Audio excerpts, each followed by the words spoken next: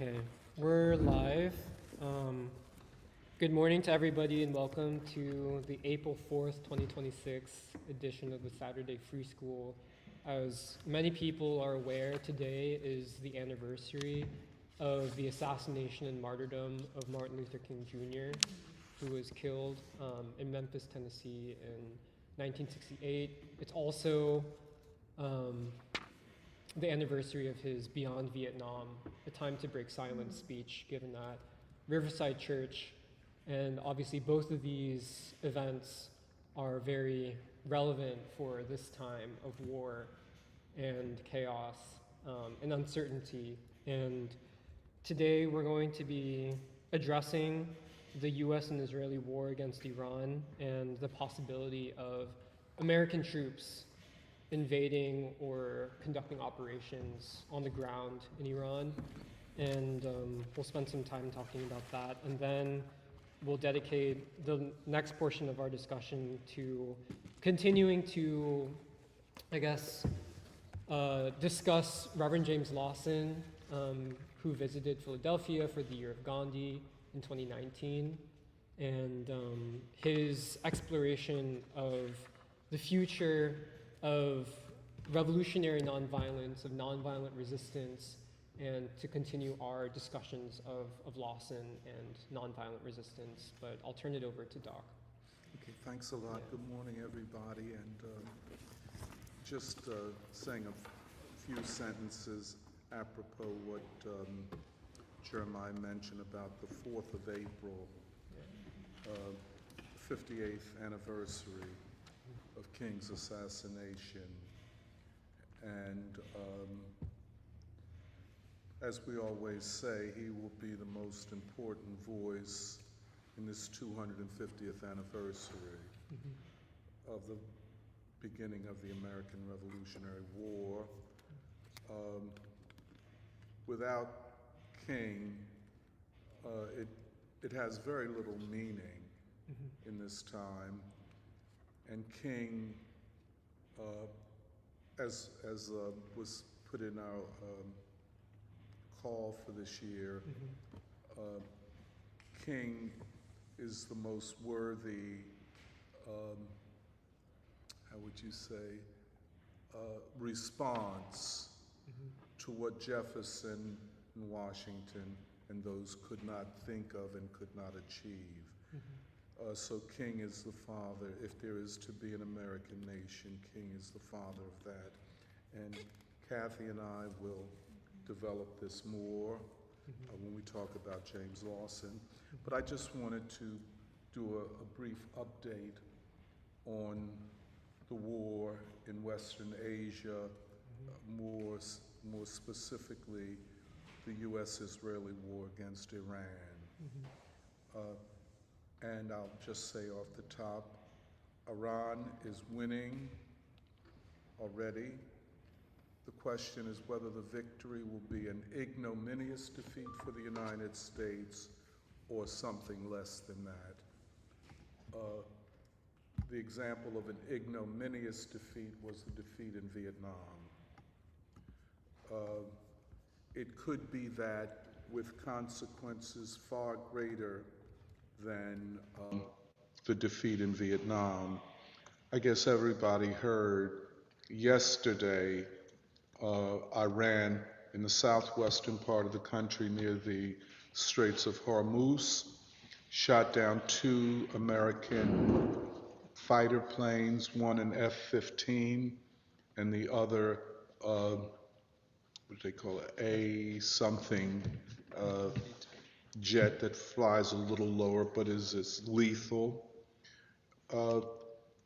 These are not the first American aircraft that have been shot down.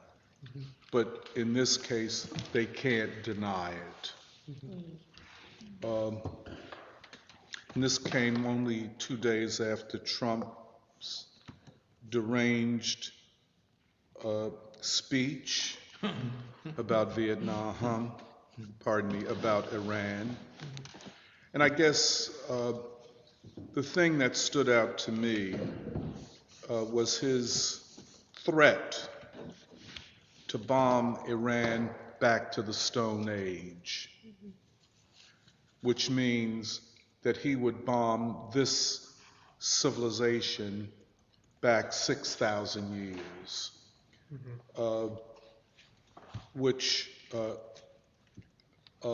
by any measure is, of a rational person is a joke, but from the standpoint of a demented, deranged, and morally depraved human being, it seems to make sense. But what he was showing, what we have known, is that indeed this is a war against a civilization, and thus a civilization war. I'll explain that a little bit more, I hope. But Iran is a technologically advanced nation and civilization.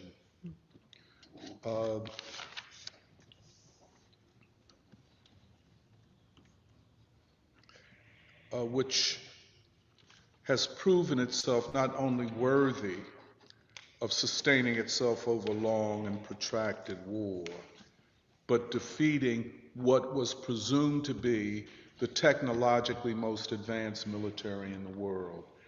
It turns out that Iran might be technologically superior to the United States. But, just a thing on this civilizational question.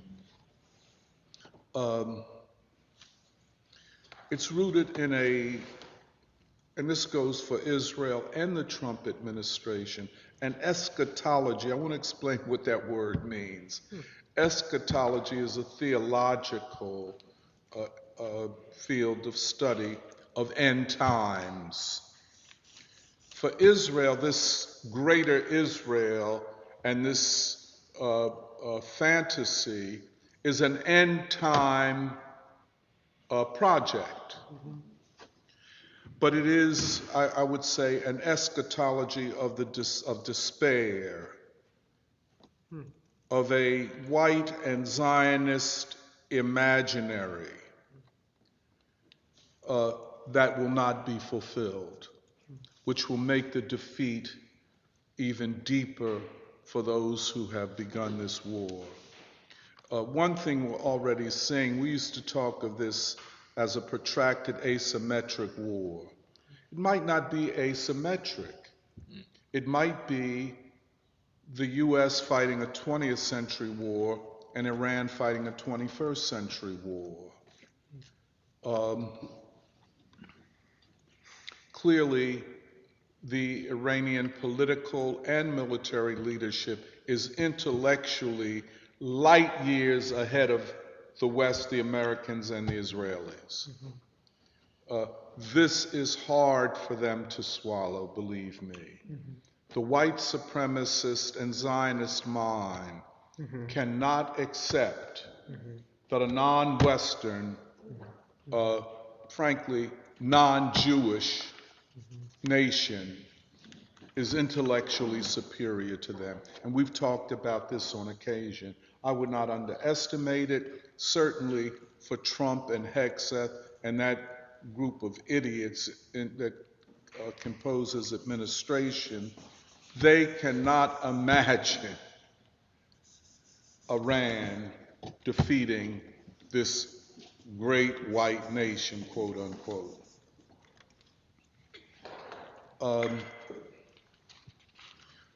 Just let me say something. Oh yeah, I already said, they have shot down more than just what happened yesterday.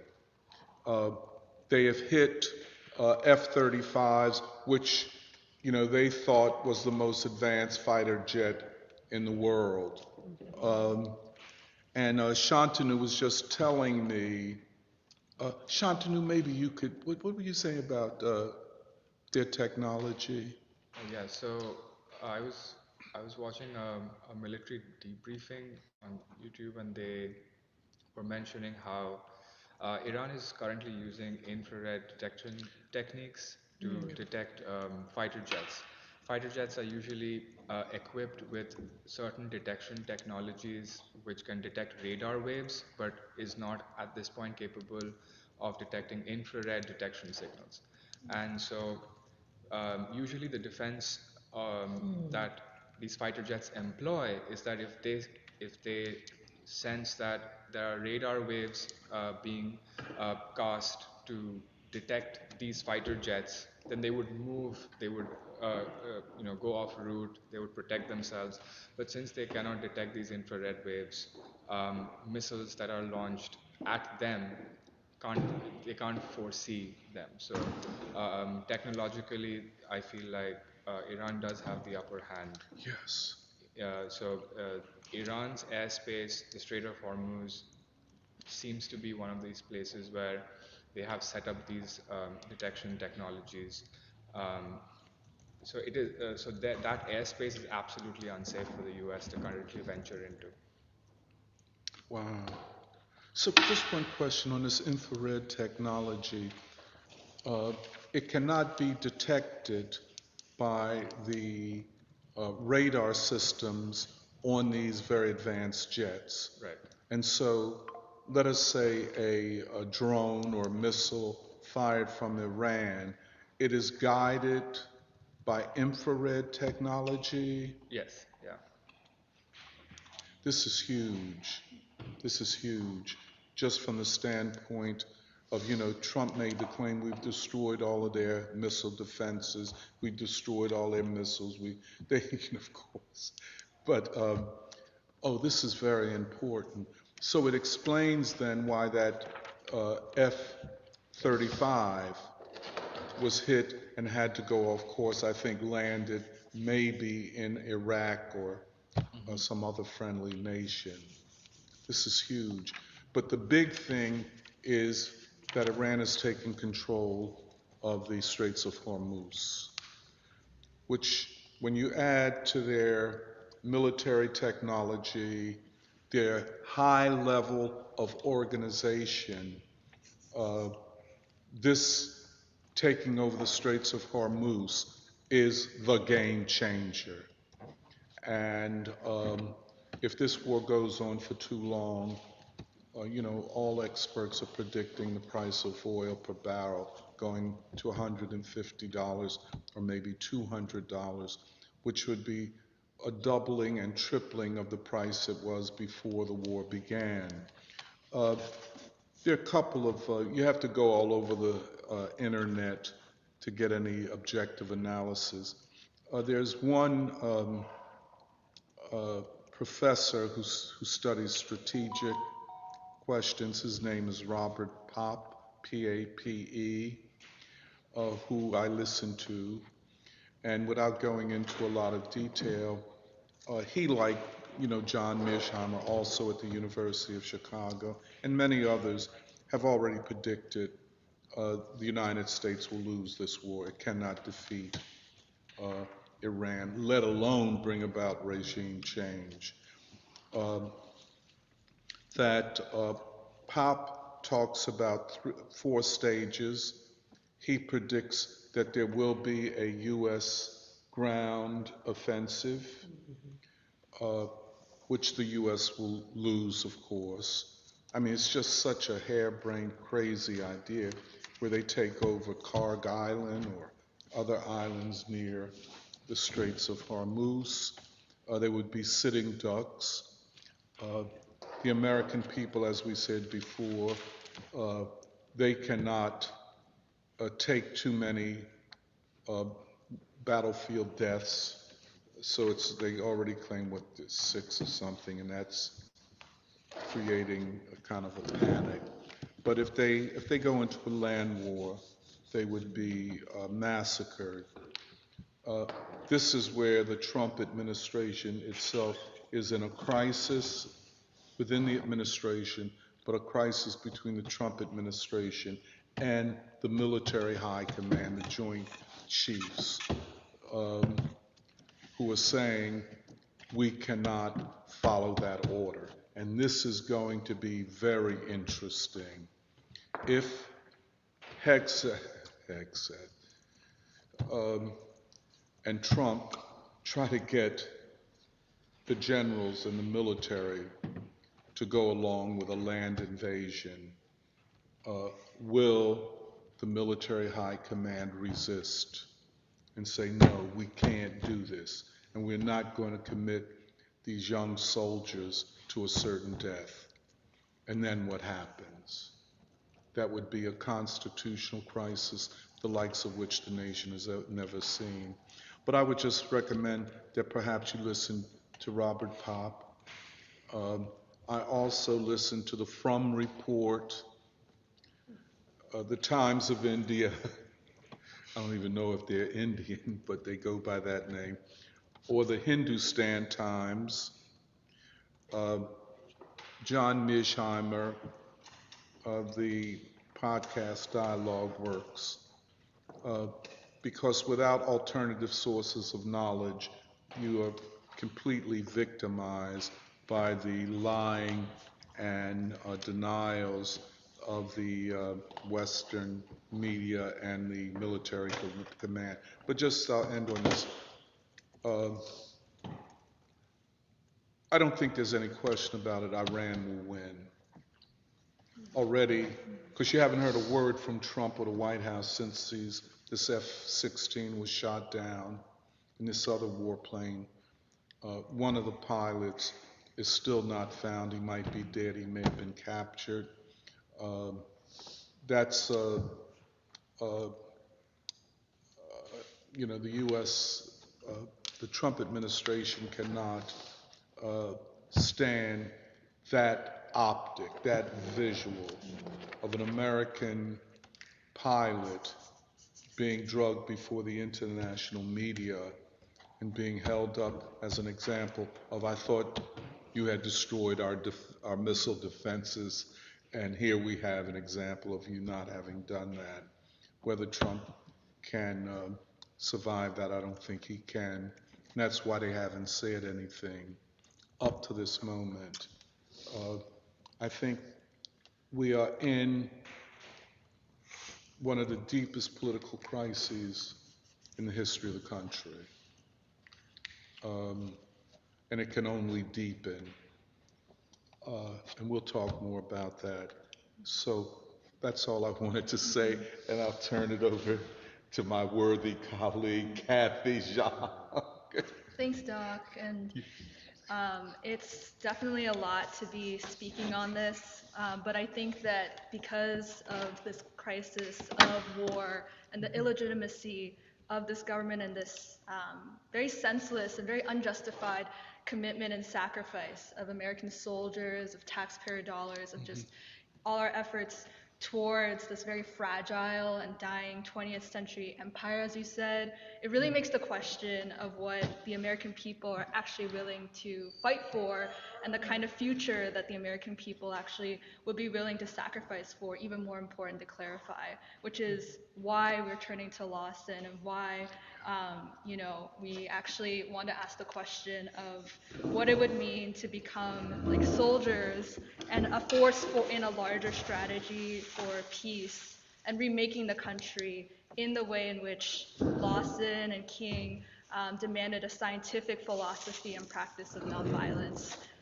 And just the lessons that we need to learn from the civil rights movement, or what we would call the Black freedom struggle. And just with that, I feel like it really clarifies that the people do not want to sacrifice for the wrong reasons. They will stay on the sidelines if the cause that they're asked to fight for and the form of that struggle does not speak to them. So, and I think that is something that you can see in this question of war, but you can also see in all the questions people ask about what the future of revolution would look like, and if it has to be one of violence or civil war or world war. People are really turned off by that, and that would really neutralize the many parts of the American people. But instead, if we are to actually take nonviolence seriously, we are to take Lawson seriously, we are to take King seriously, their insistence on nonviolence was also part of their understanding that nonviolence allows for the democratic participation of all people, including young people, children, older people, men and women on both sides of the color line. And that is why I think we're really committed to making sense of and clarifying and dispelling all the myths around nonviolence and putting that on the table for as one of the American people's options, revolutionary options, as part of attacking the war machine and attacking this dying white supremacist order or civilization even, but also part of, and I'm hoping we can also develop this further, what it would mean for nonviolence to begin preparing people for after the collapse of this dying order and actually preparing to become part of the new system of democratic governance and actually taking responsibility for the society if we are to have a future. And I mean, I think it's also part of building on our conversation from last week and this ongoing study the Free School has been doing of what we're calling the Third American Revolution, of the Civil Rights Movement and the Black freedom struggle, from reading works like Taylor Branch and that ethnographic study of the King years. I'm also going to be drawing a little bit about from Lawson's new autobiography, which was published actually posthumously. Lawson passed away in 2024. He was working on this autobiography with an editor, and this has just come out this year in February 2026. It's very comprehensive. I can tell also at the same time that the editing and the framing of this still requires us to continue, after all the work that the Free School has done, to continue investigating Lawson and his life and his actual philosophy and work and contributions in both the 20th century and in the 21st, because I think his body and his contributions, as we're saying, really help us see him as part of the prophets of nonviolence and also, one of the founding fathers of a new American nation alongside King. And that, I just really like when we say that it is the voices of King and Lawson that really speak to us today in this time of great chaos, but also as we grope our way out of the wilderness of whiteness and America's crisis. And so we are really committed to what, as Lawson would say in our task, really taking up where he left off, of figuring out how a modern, American Revolution would be modeled after the Civil Rights Movement and Third American Revolution, and what that would mean to actually take up King and nonviolence in new ways, but also knowing that we cannot have a revolution that does not account for the last great moral confrontation and really study from what that battle of civilizations would look like for our time. Just wanted to lift a few points up from last week's Free School discussion, where we discussed why the central question of the Third American Revolution and the question of this democratic struggle was really white supremacy and what that meant as an obstacle to the American people, and the way in which it had to be attacked as this over-determining structure of human relationships and human beings in America. And Could you say that one more time? What was overdetermined? White supremacy, why that was the central focus of the Third American Revolution, why that continues to be the focus of our democratic or revolutionary task to be able to overcome or to be able to attack that and to be able to resolve that question of the color line.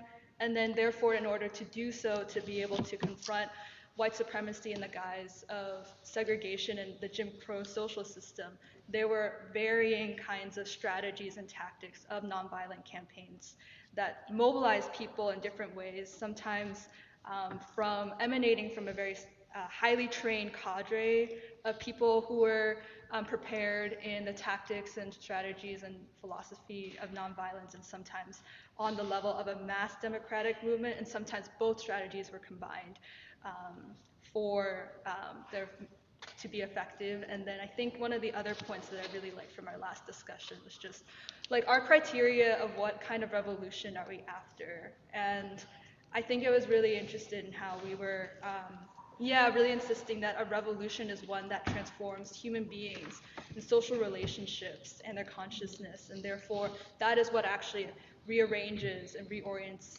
society as a whole, and to be able to actually not just attack small manifestations of the contradictions of war and poverty and racism, but to actually make it impossible because we have been able to transform human beings so much that human beings themselves have chosen to make war and poverty and racism not one of their possibilities, to be able to actually, strike at the core of like what it would mean to, yeah, mm, be able to triumph over white supremacy. And this is also building on our discussions from a couple weeks ago around, global capitalism, the Sven Beckert seminars, and just what we mean by a revolution that is not just a freeing of technological and productive forces, but rather a freeing and unleashing of human possibilities. With that, I just wanted to very quickly go through a little bit about Lawson. I think we've covered this in multiple places, but I think it would just still be able to help. And also draw upon his role in several key case studies of different campaigns throughout the civil rights movement. Going to Lawson's upbringing, we've previously covered that he was really interested in nonviolence from a very young age. He was really inspired by not only his family's as like a Methodist family that, many generations of Methodist preachers. His father actually was descended from a line of, formerly enslaved people who escaped slavery in the South and actually crossed over through the Underground Railroad into Canada. And then they resettled in Ohio, where his mother raised him along with, I believe, like 8 other siblings. But basically, his mother was such a big inspiration for even what it meant to take up nonviolence and Christian love. And he grew up in Ohio and really knew the brutalities of racism and the color line growing up. But he was really interested in Gandhi as a very young man because it was unfolding as he was kind of coming of age throughout the 30s and 40s, the independence movement of India from British colonialism. And in 1951, he applied, I think, his understanding of nonviolence even then to resist the draft for the Korean War. And for that reason, he was imprisoned in a federal prison and served a sentence of 13 months, which is pretty long.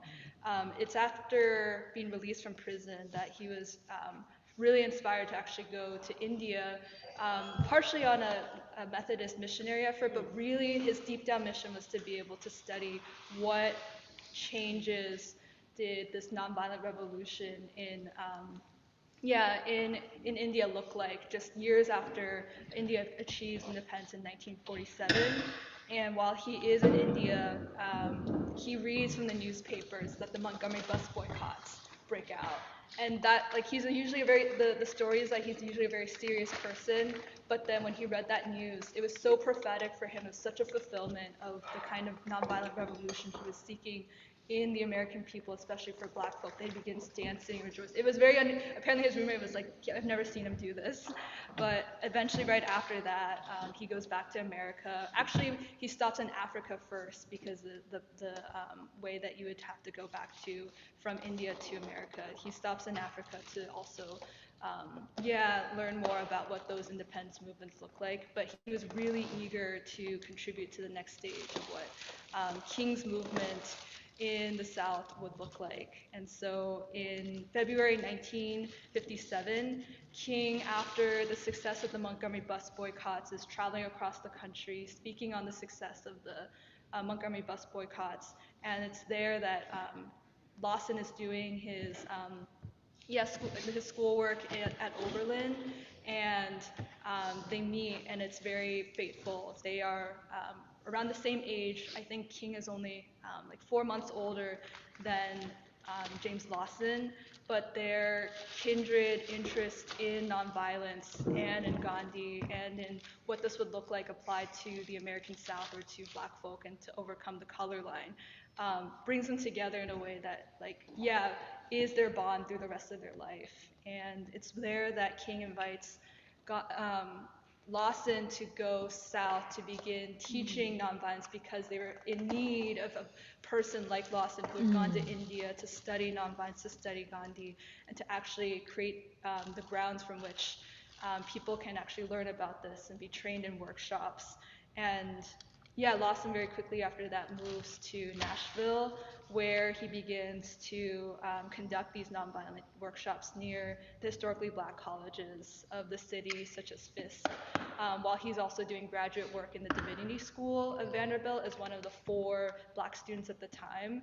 And like from then on out, Lawson is very present and always by King's side in all of these different campaigns of the civil rights movement with King. And it's here that I wanted to pause and ask myself, like, I think it's really ironic as I like really looked into this that Lawson is really not that well known, but at the same time, when I was growing up and being taught the civil rights movement, um, I was always diverted into looking up to very different figures than Lawson. And I think it's really interesting that actually that the counter-revolution for the past few decades and the ideological zeitgeist of the past few years have been really trying to divert people, especially young people, especially aspiring revolutionaries, away from Lawson as a serious revolutionary to model oneself after, but instead divert them towards other kind of figures who may have a role that they played in the civil rights movement, but really when you assess it, like you really see a difference between night and day with these kinds of really mythologized figures and what Lawson's actual impact and contributions to revolutionary struggle really looked like. And I was just thinking about how in high school, I think I was taught, like, yeah, John Lewis, a student of Lawson's, and yet I was not taught Lawson himself. And then when I was in college, I don't know if other people had this experience too, but the zeitgeist of having these, there was this academic narrative that would try to radically, quote unquote, radically retell the civil rights movement by propping up other figures such as Ella Baker, but also especially Bayard Rustin, who are these supposed icons who were these brilliant strategists of the civil rights movement, but were unjustly sidelined. And I think because I think identity politics and was such a strong force, I think it really helped prop up these 2 figures that I think are really interesting to compare or like contrast with Lawson. And I thought that, yeah, it's really ironic to me that, yeah, basically Rustin is held up as this brilliant strategist who had contributed so much to the movement, but is like sidelined. It was said that we were talking about them last week about how, yeah,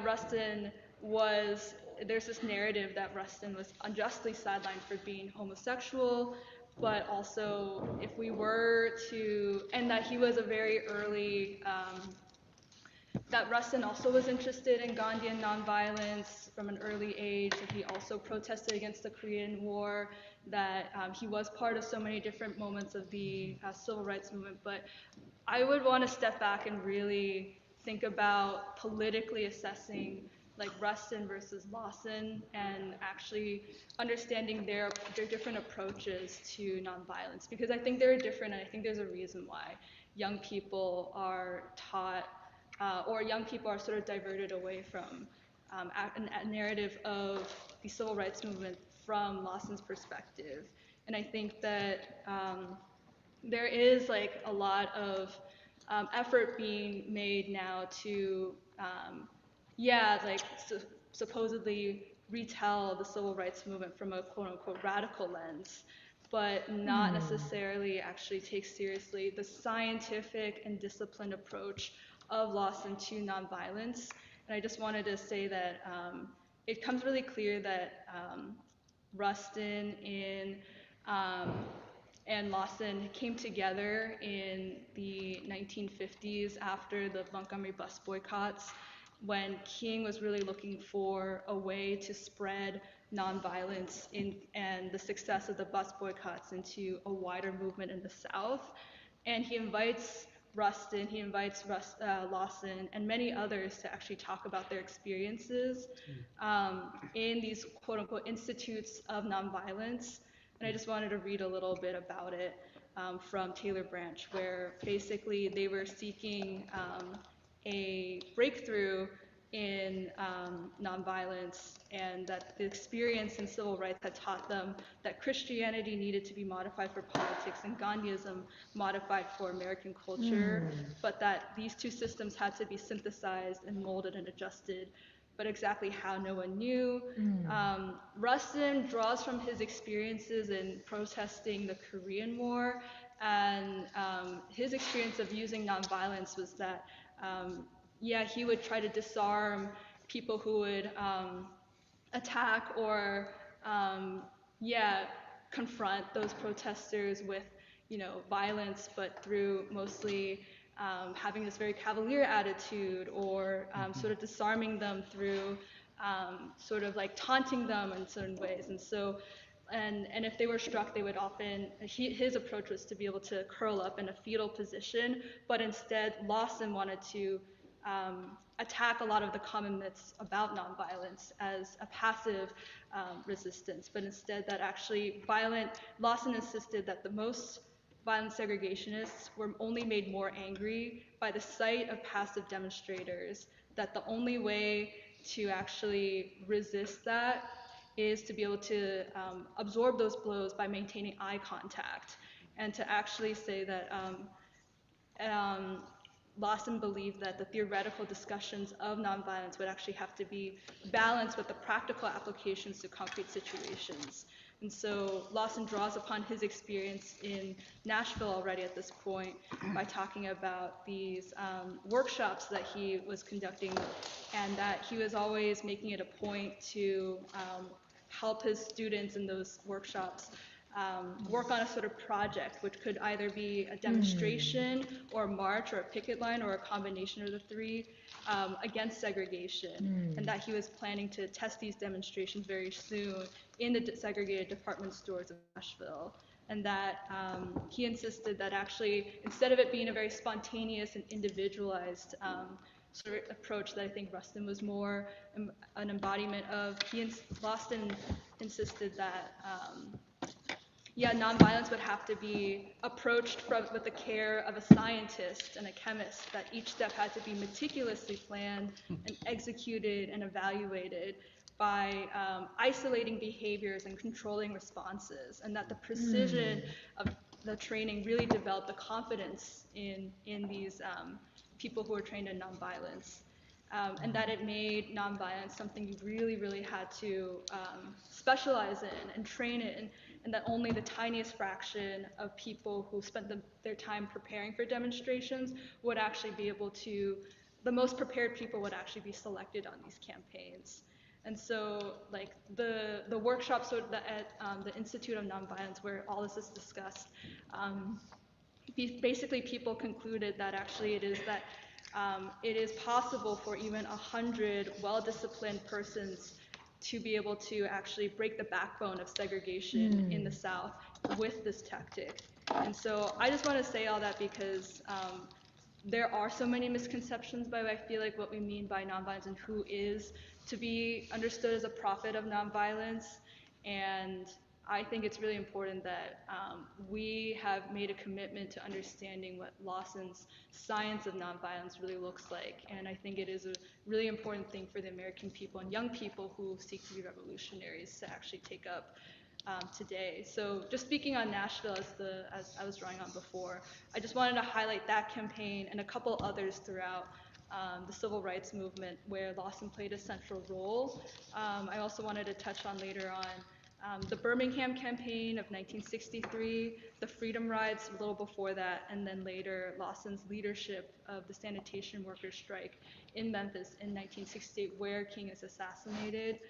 I hope it's not too much detail, but I feel that we are trying to discover through a concrete study, develop a scientific assessment and way in which we're able to understand the deep plumbing of nonviolence and what it would mean to apply it to our time today.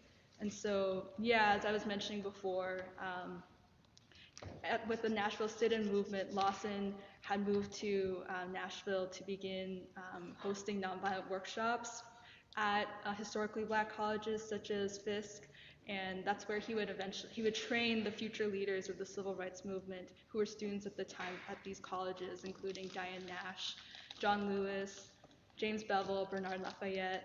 And it's there that actually Lawson insists that to undergo a nonviolent campaign, it's not just to reach that campaign the first step, but rather there's 3 steps before that. 1 is fact-finding, 2 is negotiation, and 3 is education, and the 4th is actually the preparation for nonviolence. So therefore, they spent apparently up to 6 months before their first campaign even investigating the problem of segregation in Nashville, how it's shaped people's social reality, and what it would really take to challenge it. And so Lawson says it's really left out of the books that in Nashville for 30 or 40 of us, we met for 6 months, every day of the week, every Saturday morning, as I recall, analyzing the plight of the Negro in Nashville and making the decision, where do we begin? And it's only months later that in our final meetings where we agreed almost unanimously, we were going to launch a campaign against segregation in downtown Nashville. And it's really because Lawson believed that a mass civil disobedience campaign couldn't be pulled off if each person was doing their own thing, but actually it can only be achieved through serious training, recruiting, planning, and preparation, and especially if they knew that they were asking people to be faced with violent white mobs and who were going to retaliate at them at these sit-ins and lunch counters and experience beatings. And so with that level of discipline, it's clear that the outcome of that preparation was really said to be one of the most successful and most organized and disciplined kinds of counter campaigns, because there had been sit-ins before and there were sit-ins after, but really the quality of the people who really emerged out of that, like Diane Nash and Bernard Lafayette, who went on to lead more of these campaigns, really I think stands out to us. And it's really because of them that the city of Nashville committed to desegregate, but also the same cadre of people went on to form the backbone of the Freedom Rides, which were organized initially by the Congress of Racial Equality and had planned, as we were talking about last week, bus rides that would, start in DC, the nation's capital, but move into the segregated South, where black folk were asked to sit in the back of the bus while white folk were forced to move to the front. And so instead, as they tried to ride in these integrated buses, and they were actually met very quickly by these white mobs, and the first buses were actually burned, and then the people who were escaping, even the burnings, were violently beaten. Many of them really were hospitalized for broken bones and bleeding and really narrowly escaping death. It was very, very serious. And so that was the first riots, which John Lewis was a part of, but very quickly, as soon as Diane Nash and Lawson heard about this in Nashville, they signed up to continue the riots. They signed up knowing that they could, die, and that even Fred Shuttlesworth, who was leading some of this campaign in Birmingham, where some of these attacks happened, Diane Nash tells Fred Shuttlesworth, "We're coming no matter what. We know that actually if we believe that these riots cannot be stopped, or these riots were stopped by the fear of violence, then the movement dies. So we have to go."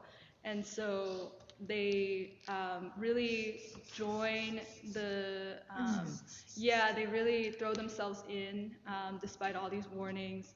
And they really draw upon their training from Lawson during all these confrontations when they arrived in places like Birmingham and Alabama. And they really maintained a lot of discipline to be able to finish the riots and to be able to dramatize that kind of violence that happens because of segregation. And it's that courage that inspires hundreds of people to join on more freedom rides into the South and really gain a lot of momentum for desegregating interstate buses, which eventually forces the Kennedy administration at the time to issue that order. And so building on that, because they learned that Birmingham was so much a pillar of KKK terrorism, of violent segregationism and white supremacy in the South, and also because there were so many staunch segregationist leaders there in Birmingham, including Bull Connor and George Wallace. They had decided very quickly after that in 1963 that Birmingham must be the site of a large nonviolent campaign that would involve strategic boycotts, sit-ins, and marches throughout the city. And Lawson then is asked to recruit and train and get the commitment of volunteers for this project of confrontation in the weeks leading up to the campaign. And also preparing people to spend time in jail and prepare their morale if they are to be arrested. But as the conditions around Birmingham, changed leading up to the campaign, which was slated to be around Easter, so that people would be able to boycott the Easter spending that tends to happen. SCLC was starting to get cold feet. They were not sure they would be able to go through with it. They were not sure they could pull it off. It's actually Lawson that recommends to King that we should not postpone the Birmingham campaign. And actually, it's Lawson that makes the assessment that the people of Birmingham were actually ready for struggle, and that it was a time to actually move forward, and it was a time for action rather than to retreat. And so SCLC does launch the campaign, but then their marchers are immediately hit with these dramatic images of fire hoses, police dogs, and beatings, which I think, were really dramatized by the kinds of footage and photographs that came out of that moment. And as it escalated, King and Ralph Abernathy also joined the protests and are arrested and placed in solitary confinement. And that's where King writes his famous letter from Birmingham jail. And so knowing that they are, their ranks are kind of depleted and that they needed to continue to step up the struggle, Lawson actually recruits Black high school students to march in huge numbers to continue the campaign in what's called the Children's Crusade. But even that didn't stop the brutality of the Birmingham police to unleash police dogs and fire hoses. And so with this dramatization, but also the outrage that's sparked from the mistreatment of children, more people are actually drawn into the campaign, and more people come to the city to support, which eventually pressures Birmingham to desegregate. And also many other cities begin to take on similar desegregation efforts across the country. There's a couple more campaigns that Lawson is a part of, but I really just wanted to focus on the 1968 Memphis sanitation workers strike, just because of the significance of King's assassination there, supporting the workers on the invitation of Lawson. And so it's actually that Lawson arrives in Memphis a few years prior to 1968, because apparently Methodist preachers are asked to move around every few years because of the just the sort of structure and rules of the Methodist denomination. And unlike Nashville, Memphis is a very southern city. It's very close to Mississippi, and it's surrounded by cotton fields, which makes, I think, the quality of segregation and white supremacy really tinged with what we see as the defeat of Reconstruction, and really the kind of Jim Crow nature of segregation in Memphis really manifested a lot in the mistreatment of the Black sanitation workers, many of them who came from cotton picking and sharecropping families from the surrounding plantations of the city.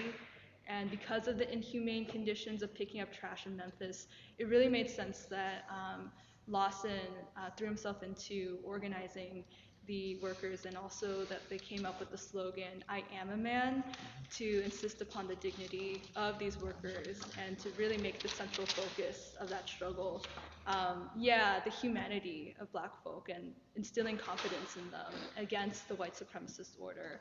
And so in February 1968, after 2 sanitation workers were sadly crushed to death by trash trucks, it's that 1,300 sanitation workers voted to strike, even though their union was not necessarily supportive of them. And Lawson throws himself into really being part of that campaign, and realizing that they were sort of in a gridlock with the white power structure. He invites King to come to Memphis to lend his support, even though King is really focused on the Poor People's Campaign, which was slated for later that year in DC, but also having spoken up against the war in Vietnam a year before in 1967. And so it's really because Lawson insisted on how important it would be for King to come to Memphis that he comes and gives important speeches such as All Labor Has Dignity, and then also the night before King's assassination, he gives that speech that I think we felt really inspired by.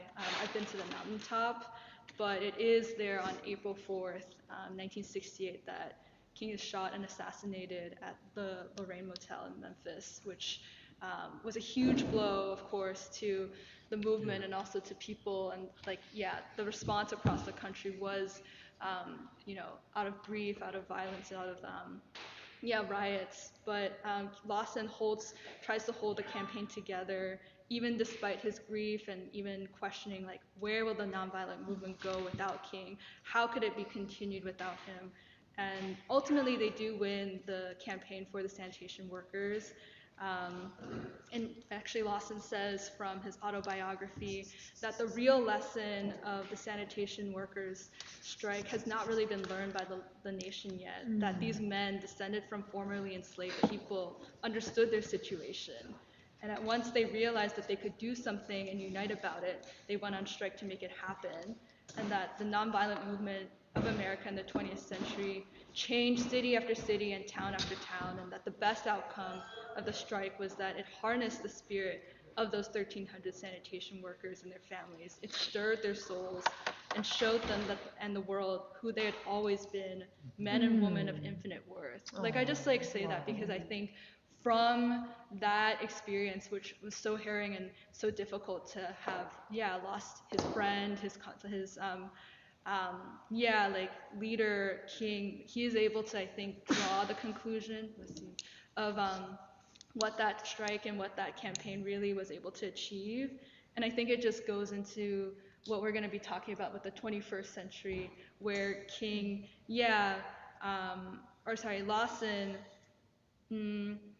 did not lose faith or optimism in nonviolence in the decades after the assassination, of course witnessing the decades of counter-revolution that come after, and really, he does not come across when we read these speeches or listen to his words from that point onwards and in the last few decades of his life, not as discouraged, but actually very optimistic and very committed to a nonviolent 21st century American revolution. And it just makes us, ask the question of what kind of assessment did Lawson make of the Third American Revolution, of King, and what kind of assessment did he make of the American people's capacity for nonviolence? And I think that's really where we as Free School, who take this really seriously, come in to be able to carry that forward. And so, the last few years of his life, the biography talks about how from 1974 until the end of his life, he was active in Los Angeles because the Methodist bishop at the time moved him to one of the largest United Methodist churches, Holman Methodist Church. And it's there that he is part of a lot of different movements for labor and also immigrant rights. Given that it's LA, it's a very different composition. But actually, I think where we still have a lot of work, or rather we pick up, is actually also listening to how he had a very ceaseless and deep hunger for rediscovering King and insisting that the American people had yet to study this nonviolent movement that he was a part of in the 60s before the 21st century.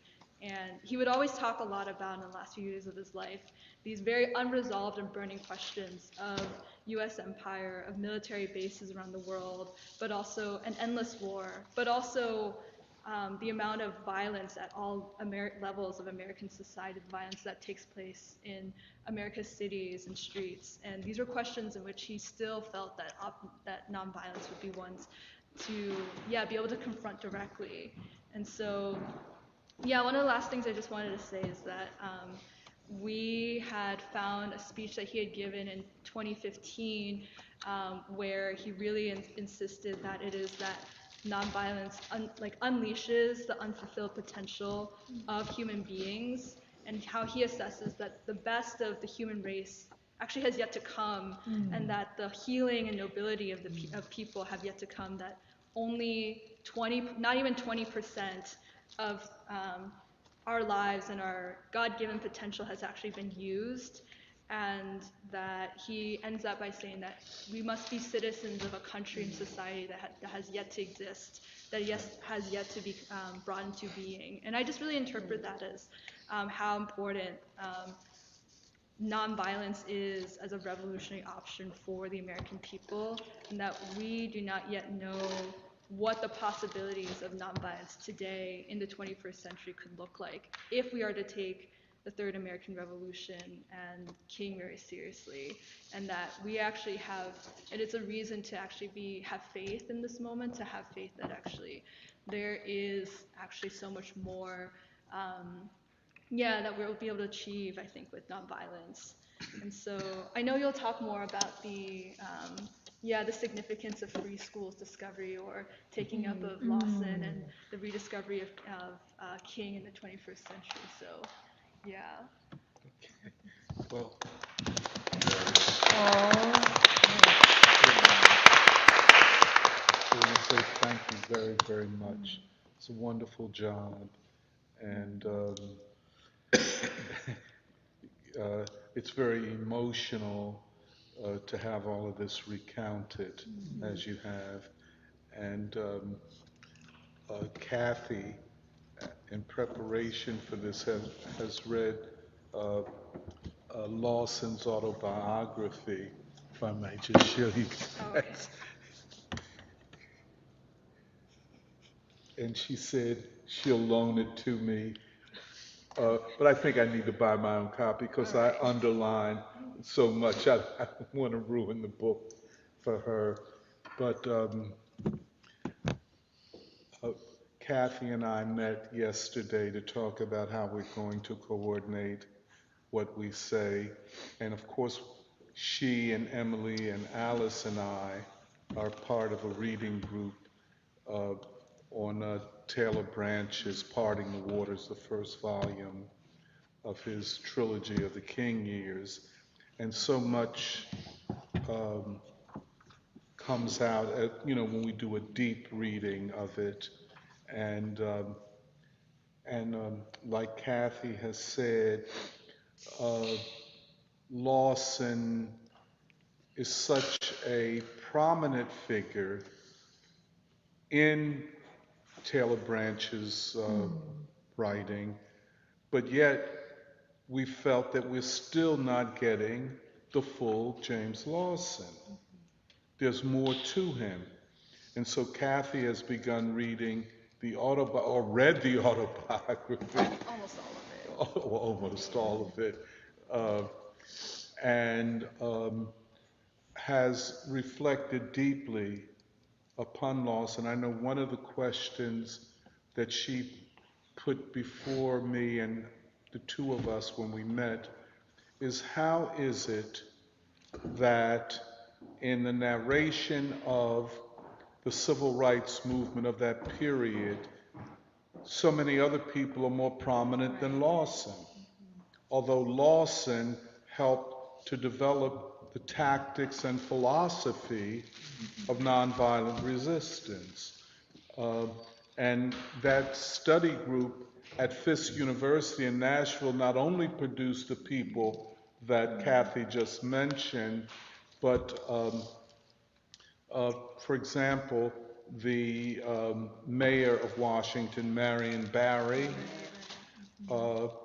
and the influence of that group went far beyond its numbers, including, as Kathy has said, into the Freedom Rides, one of the most dramatic campaigns in the whole civil rights movement, because of the life and death danger that the Freedom Riders put themselves in. And we have still not, and I agree with Kathy, we still have not studied that campaign adequately, because, and these were black and white uh, freedom riders. They knew that their lives were on the line. And I guess one of the most dramatic moments is when Robert F. Kennedy, who was then the Attorney General, called Diane Nash, who was about 22, and a part of Lawson's study group and the Nashville movement. Robert F. Kennedy called her and said, "Call it off, because we can't protect you." And Diane Nash said to him, "Don't worry about it. We've already written our wills and our last testaments, and we're ready to die." This is a 22-year-old woman. And it kind of was a reflection of what Kathy talked about, how among everything that Lawson was teaching was a type of moral discipline and commitment, something that we're in real need of these days. I'm sorry, go ahead. You got that right. Yeah. We've kind of overlooked that part. And of course, the whole nonviolent resistance has been trivialized and demeaned. There are people I like to use. My good friend, if I might say this, Stokely Carmichael, got it completely wrong. And so much, he equated nonviolence with almost cowardice, and said that there was an incompatibility between nonviolence and revolution. That if you wanted to be a revolutionary, you had to, by definition, be in favor of violence or civil war, you know. But Diane Nash or Lawson or John Lewis or Julian Bond or Coretta Scott King never retreated from it.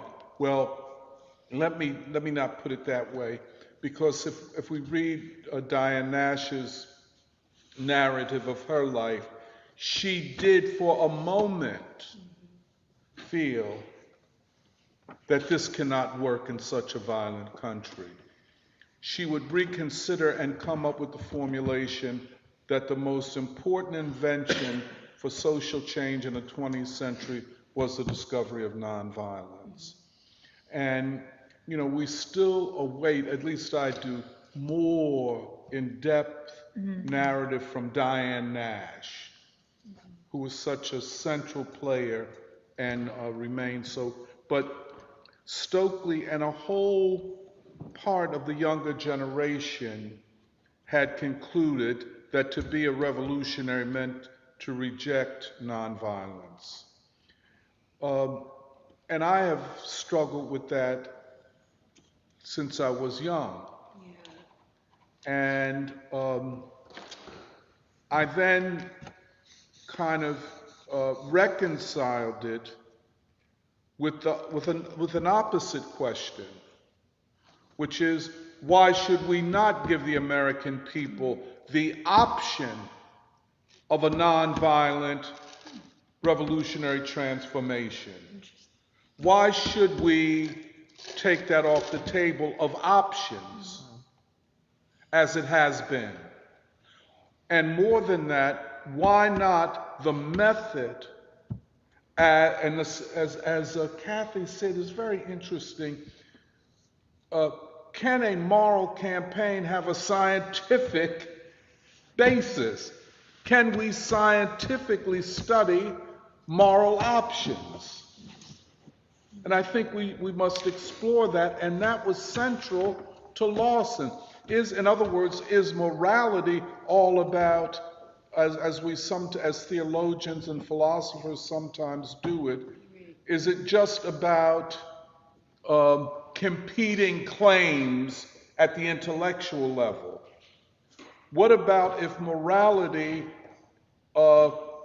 is geared towards a practice of social change.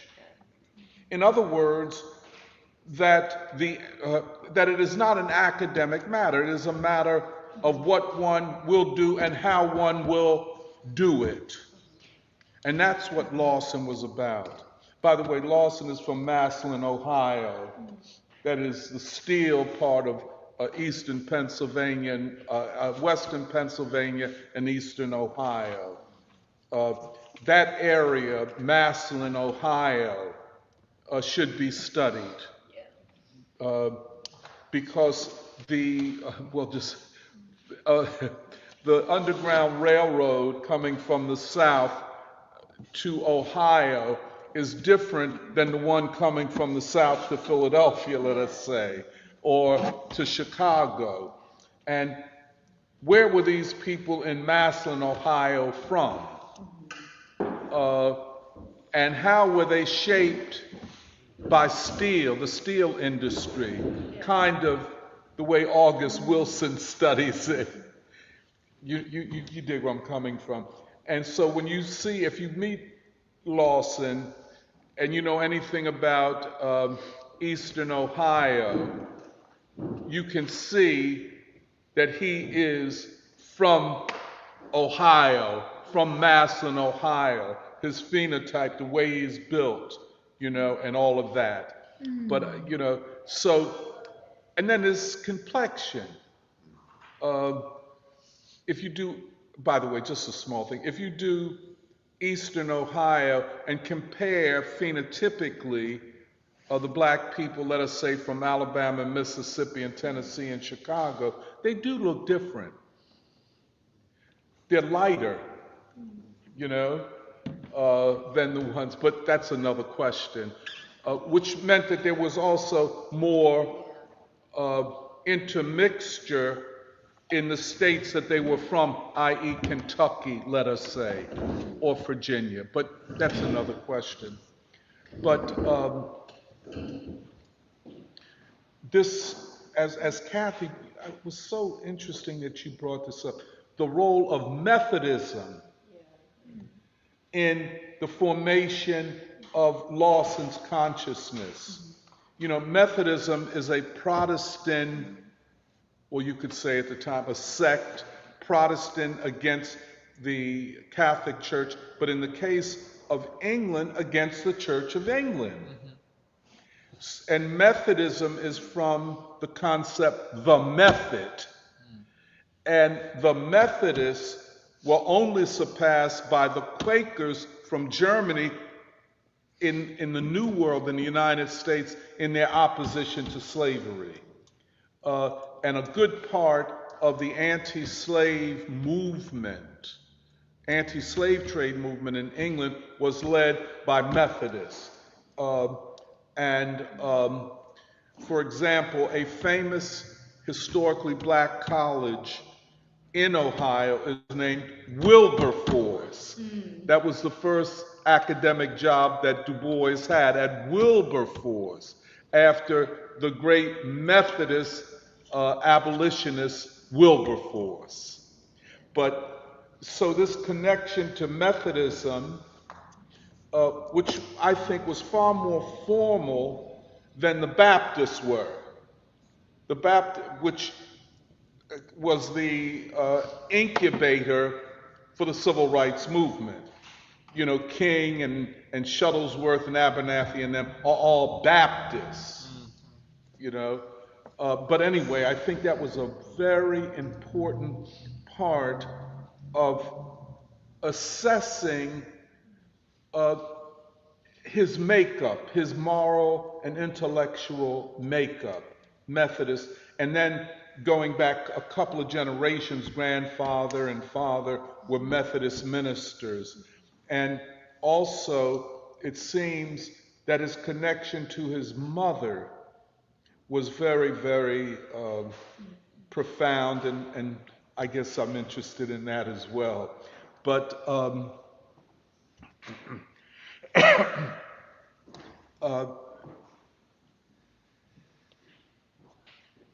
but then, a younger generation And Stokely Carmichael was heroic in the civil rights movement.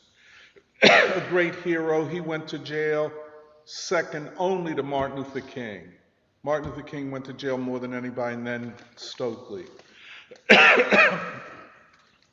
But then they see the nonviolent movement as an obstacle to the revolutionary transformation of the country. Lawson, in the 2000s, and certainly when he comes to Philadelphia, is still searching for how does this method, which was decisive to the bringing down of segregation and the winning of vast parts of the American people to the struggle against white supremacy, at least in its most naked forms, how would this or could this be applied in the 21st century? And so when Lawson comes to Philadelphia, and I can never thank Meghna Chandra enough for making that fateful phone call. In one of our meetings, we were saying we want to invite, this is in the year of Gandhi, we're doing his 150th anniversary. And we said we'd like to invite James Lawson and Diane Nash. And she kind of got up from the table and got on her phone and called him, and he picked up the phone and asked, well, who are you? And she said who she was and what she was doing. And not in that phone call, but maybe a couple afterwards, and she could tell you better than I. The great James Lawson agreed to come to Philadelphia. And I say the great James Lawson, a historical figure, decides to come to Philadelphia in the year of Gandhi. By the way, Diane Nash had also agreed, but COVID got in the way, and then she had a hip replacement operation, so it was off the table. But when he came, I never thought I would meet him. He was a name, a great figure that I had heard about. I had not studied him. I didn't know, like Kathy has presented, his integral, organic part of the civil rights movement. Let me just say another thing. He wasn't one of these people passing through. He became organic. Yeah. He put himself in the very guts of the movement and then put his life on the line. And he came, and it seems physically he didn't have the height that he had in his younger years. Sometimes, people have hip operations or other things, and they, but he was shorter, but he was still handsome. He was still very alive. And I remember, I think it was Meghna and Raju that brought him from the airport. And we had organized, I don't know if you were there, Michelle. We had dinner at a Chinese restaurant. No, I think it was Burmese. Well, Burmese in Chinatown, okay. Okay, yes. And so many of the free school people were there, all these young people, and me, and maybe Yvonne, a couple older people. And here's James Lawson, just flew in from LA, and ready to go, ready to talk, not, I'm jet lagged, I'm tired. And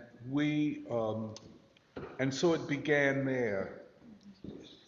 And he spoke at City Hall.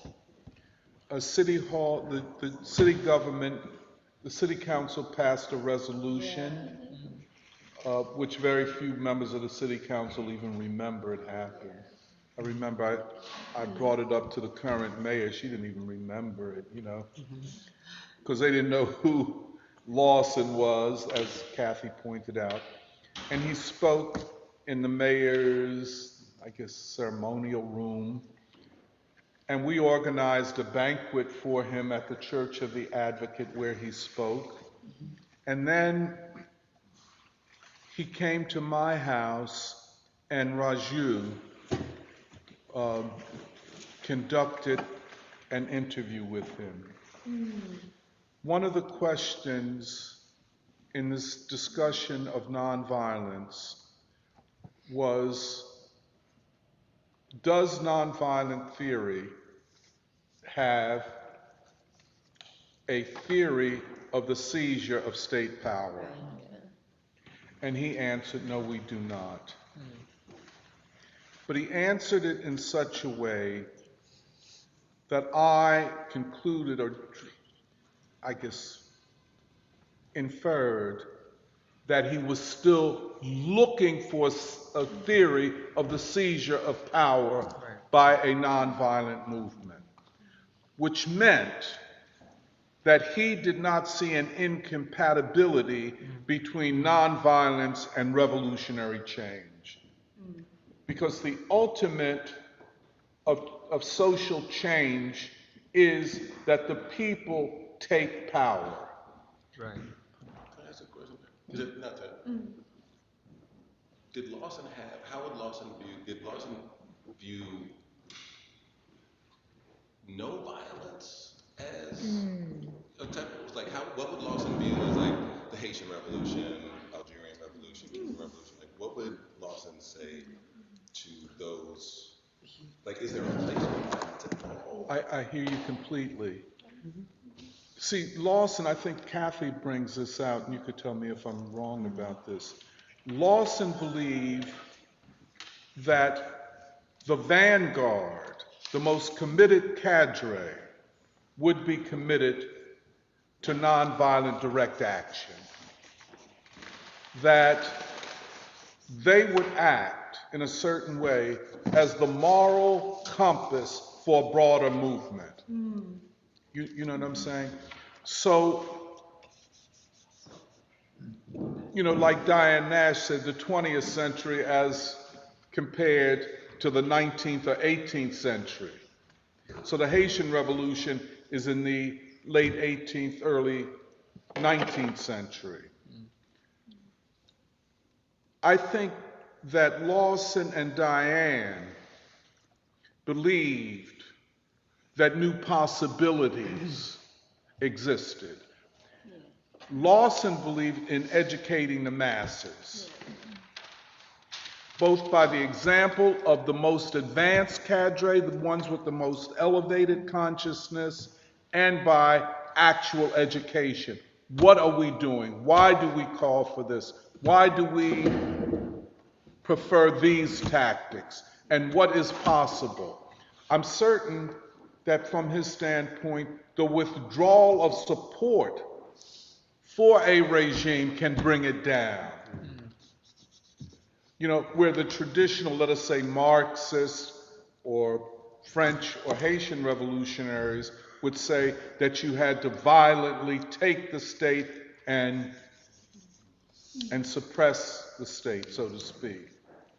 I think Lawson would think differently.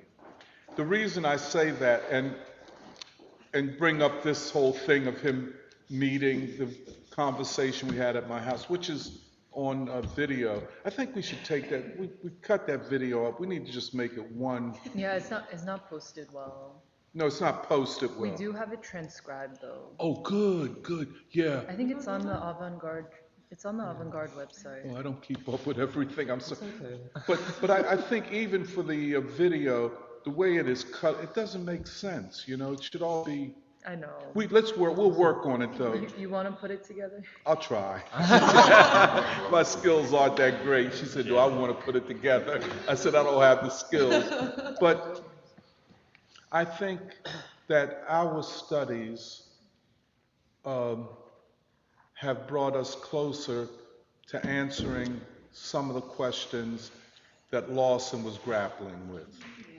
When he was here, he was obsessed with discovering Martin Luther King. Doesn't that seem ironic? He was like this with Martin Luther King. He was the one that brought him to Memphis. He was with him in a lot of ways introducing Martin Luther King to Gandhian nonviolence. But Lawson did not mention Gandhi that much. His obsession was with understanding Martin Luther King, which, by the way, is an obsession of the free school. Who he was, what was his thinking, what were the possibilities of his thought. The other thing is, he was obsessed with understanding. He didn't call it the Civil Rights Movement. In fact, he rejected that name. He called it the Black Freedom Movement. He was still trying to understand it and draw conclusions from King's life, from King's thought, and from the Black Freedom Movement for the 21st century. He never retreated from the possibility of a revolutionary transformation. I think we may have come close to answering some of the questions that Lawson had. For example,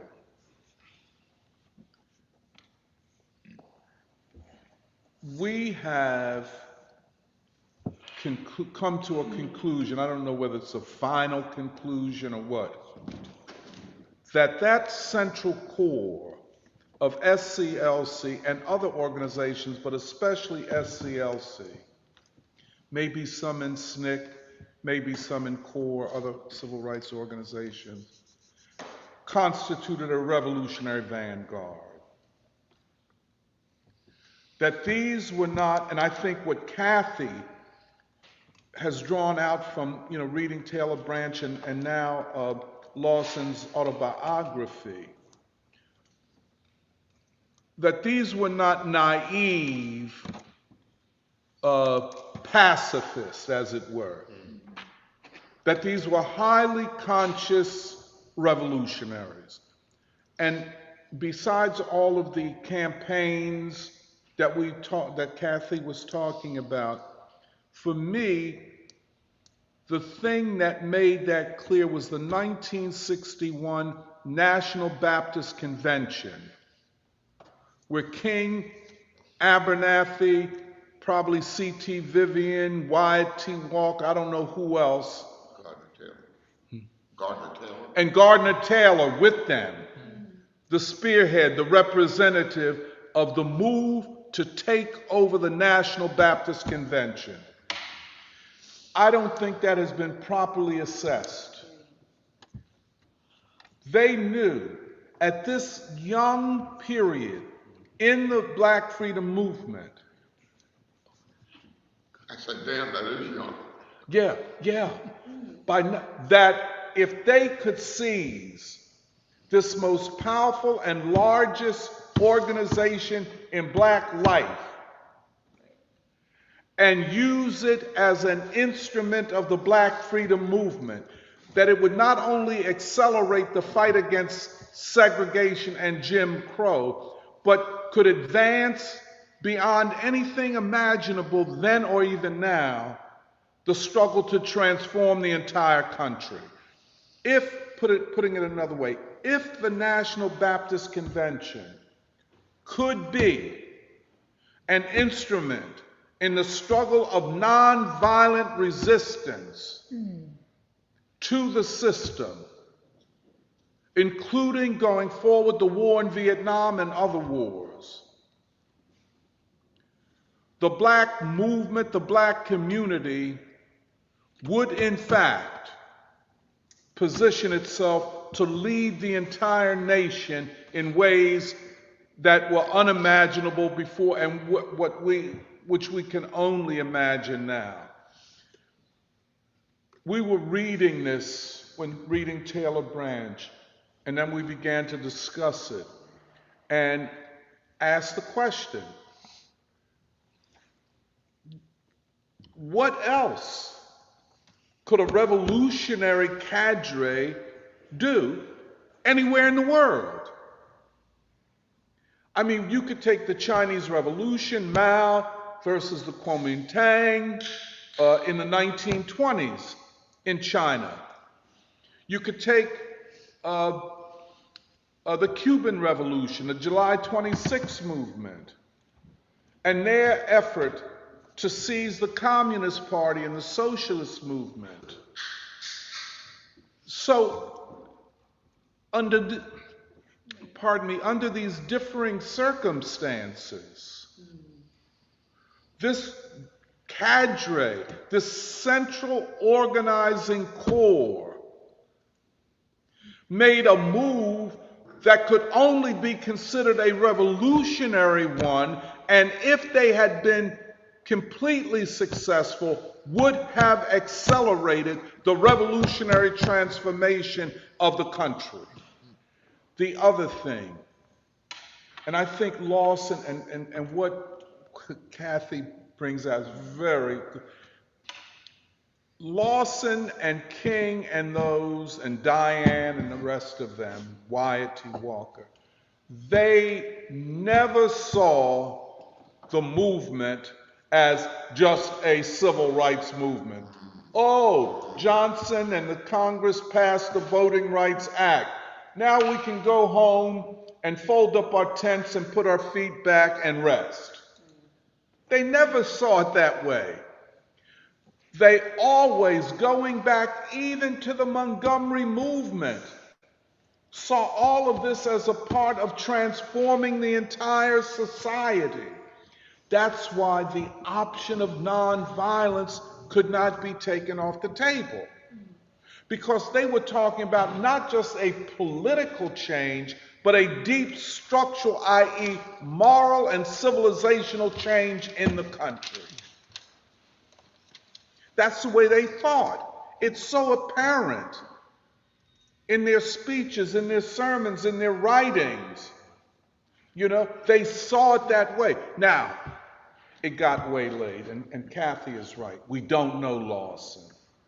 How did Lawson get lost in the mix? How could John Lewis become better known than Lawson when John Lewis was a mere student of Lawson's? You know? Or another question, what would Stokely Carmichael have been had he been a part of Lawson's study group in Nashville? Another question, what would Jesse have looked like had he known the thinking and moral discipline of Lawson? Oh, wow. Come on in. Hey. Aww. I have to leave y'all. I'm gonna take out.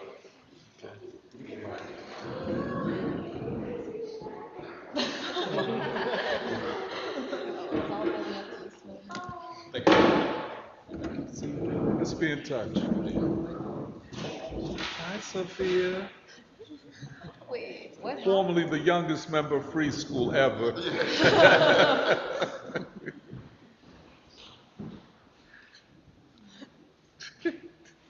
But so the reclaiming of Lawson and digging deeper into his theorizing and philosophy is very important as we go forward. And I'll end on this. I think it is, because I'm always thinking about the younger generation. And in some ways, there's a preference for what I consider to be easy answers.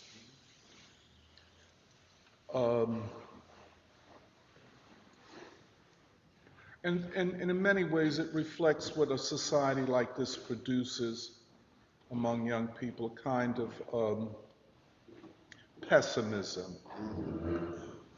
You know, it's not to be taken lightly that one of the most, well, not most, but a movement, an ideological movement developed called Afro-pessimism. You know, that wasn't the biggest thing in the world, but it was there. What produced that? And so, you know, so I'm interested in young people. The group at Fisk University was made up of young people. Even Lawson himself at that time was very young.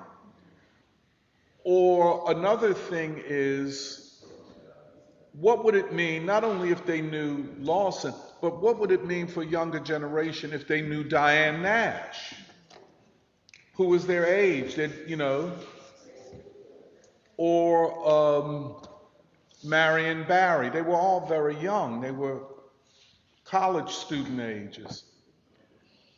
So the question is to move a critical mass of younger people to constitute what in effect would be a revolutionary vanguard that would think in ways that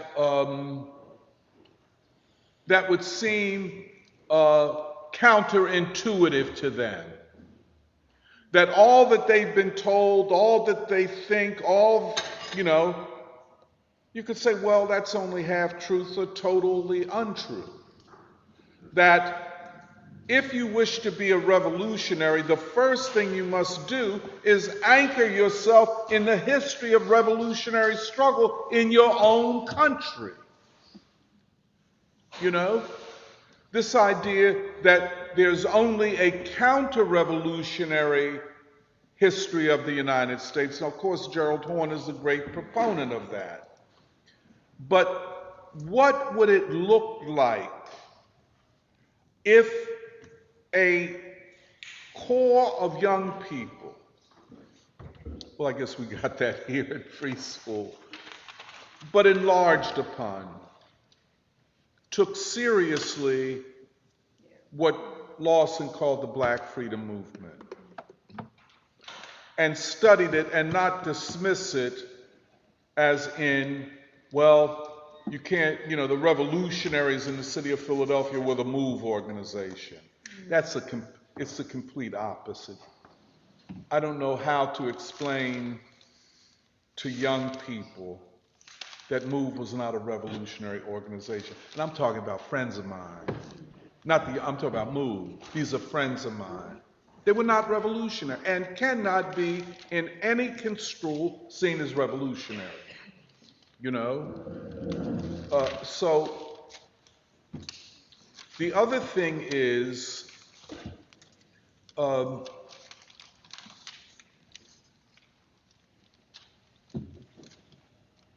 resituate their thinking in what were actual revolutionaries and what is the revolutionary tradition in the United States of the 20th century, and how might that tradition be applied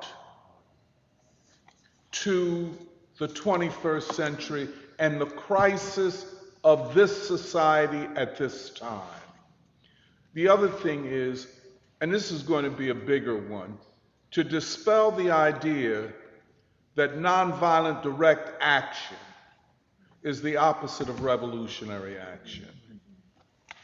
It seems so counterintuitive in a violent society. How do you fight against a violent ruling elite with nonviolence? I think that's a very important question. I think by putting it that way might provide an answer to it, you know.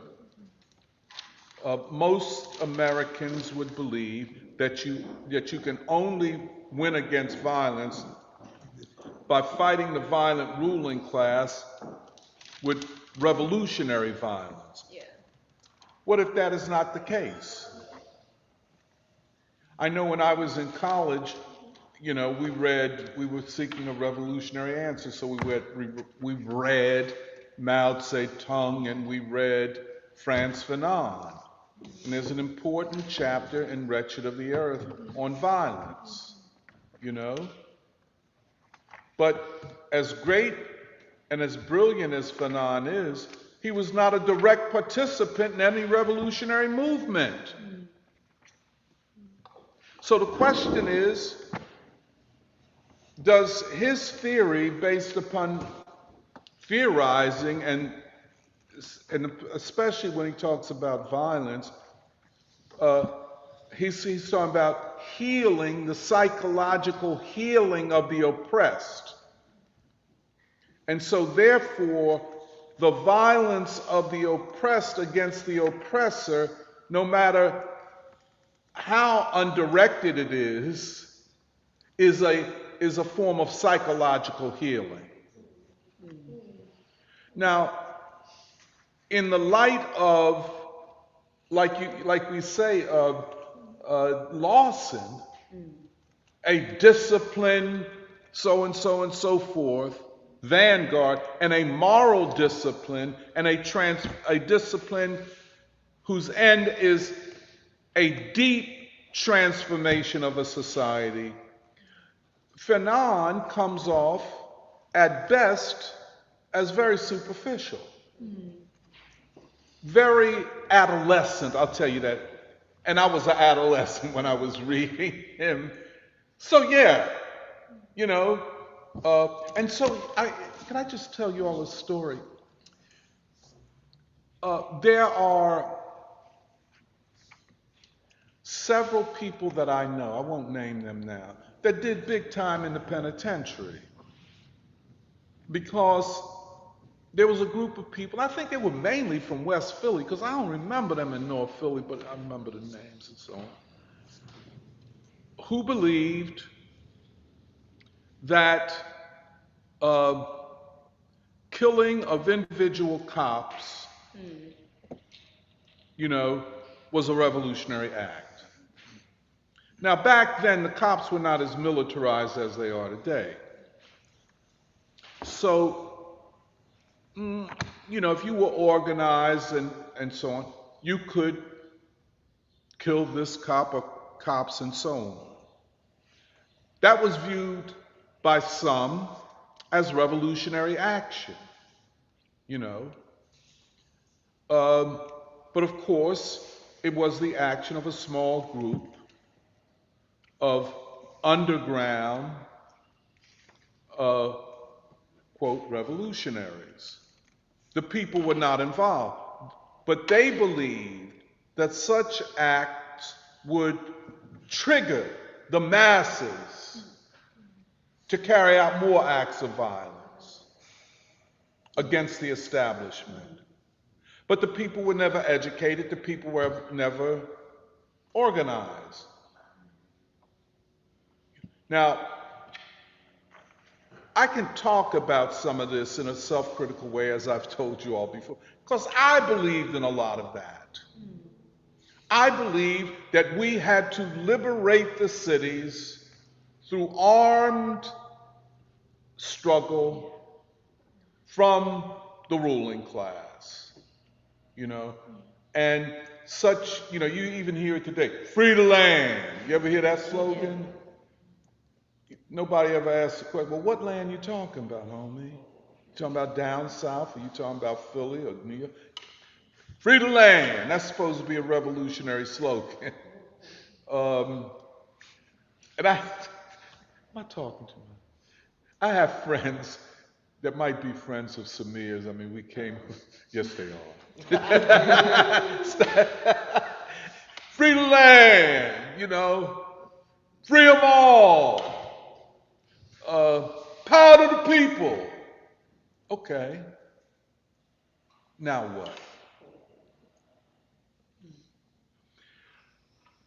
I guess what we get from Lawson, definitely King and those, a real maturity about social change as opposed to adolescence. And I have to say that if I were to be critical of myself, my participation in that up until I was 23, as soon as I got myself together, I knew but I believe that because I didn't know any better. I was not exposed to the history of the country. I dismissed Martin Luther King. In fact, when King was assassinated, I felt that this would liberate the masses to now go forward with a revolutionary struggle. You know? Not that I celebrated the assassination of King, but I felt that, well, now we can really take on a revolutionary struggle. The opposite was the case. And just one last story. People, like you got some brothers running around the city with AK-47s. And I'm saying, look, dog, y'all need to cut the dramatics, man. This ain't about drama, man. But probably I ain't got good sense either. I mean, with these cats got AK, I ain't even got a water gun. I'm gonna tell them, y'all need to chill, man. They might shoot me on the spot, man. And carry out what they would call revolutionary justice, And I'm a counter of, but no, it's so childish. And it's probably a lot of young people that were raised on Hollywood movies about revolution. It's just like a lot of young people raised on Hollywood and comic books about superheroes that have all these muscles and all that old shit. That's all drama. But Huey Newton, and I tell this story to you on occasion. Huey Newton we were in Cuba together. This is at a time that he and his family were in exile in Cuba, at least he and his wife. And so I always, I felt he was a very nice guy, And at that time I was a member of the Communist Party. And he said in his high pitch, the American Communist Party was right. And what he was saying in effect, and by the way, Asada would say the same thing to me down there, that without a position that can mobilize the broad mass of people, having guns don't mean nothing. Because the ruling class will isolate you, or you will self-isolate yourself from the people, and therefore become an easy target to be taken out.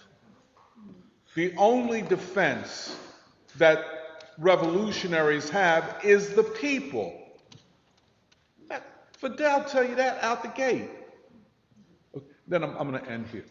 This is what I so agree. And then Jeremiah, when you did the thing on Lawson in his speech at the 50th anniversary of his thing, I would say we have to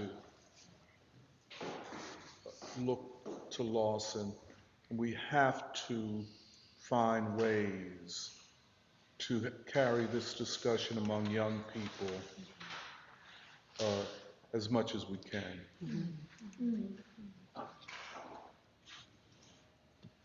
Very good.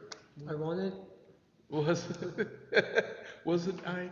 I just said very good. Was it really? I mean, your judgment, assessment means a lot, because you was from there. I fooled somebody, didn't I wanted to address the question that Gabe had asked. Yes. And my reading of Lawson is that when he came to Philadelphia, and I think I remember being there at least for part of the program when Lawson was here, and if I recall correctly, You were here? I was. I was in the background though. Didn't notice. Did I know you then? Yeah. It's okay. There was a lot going on. Okay. I think you were also starstruck by Lawson too. Anyways,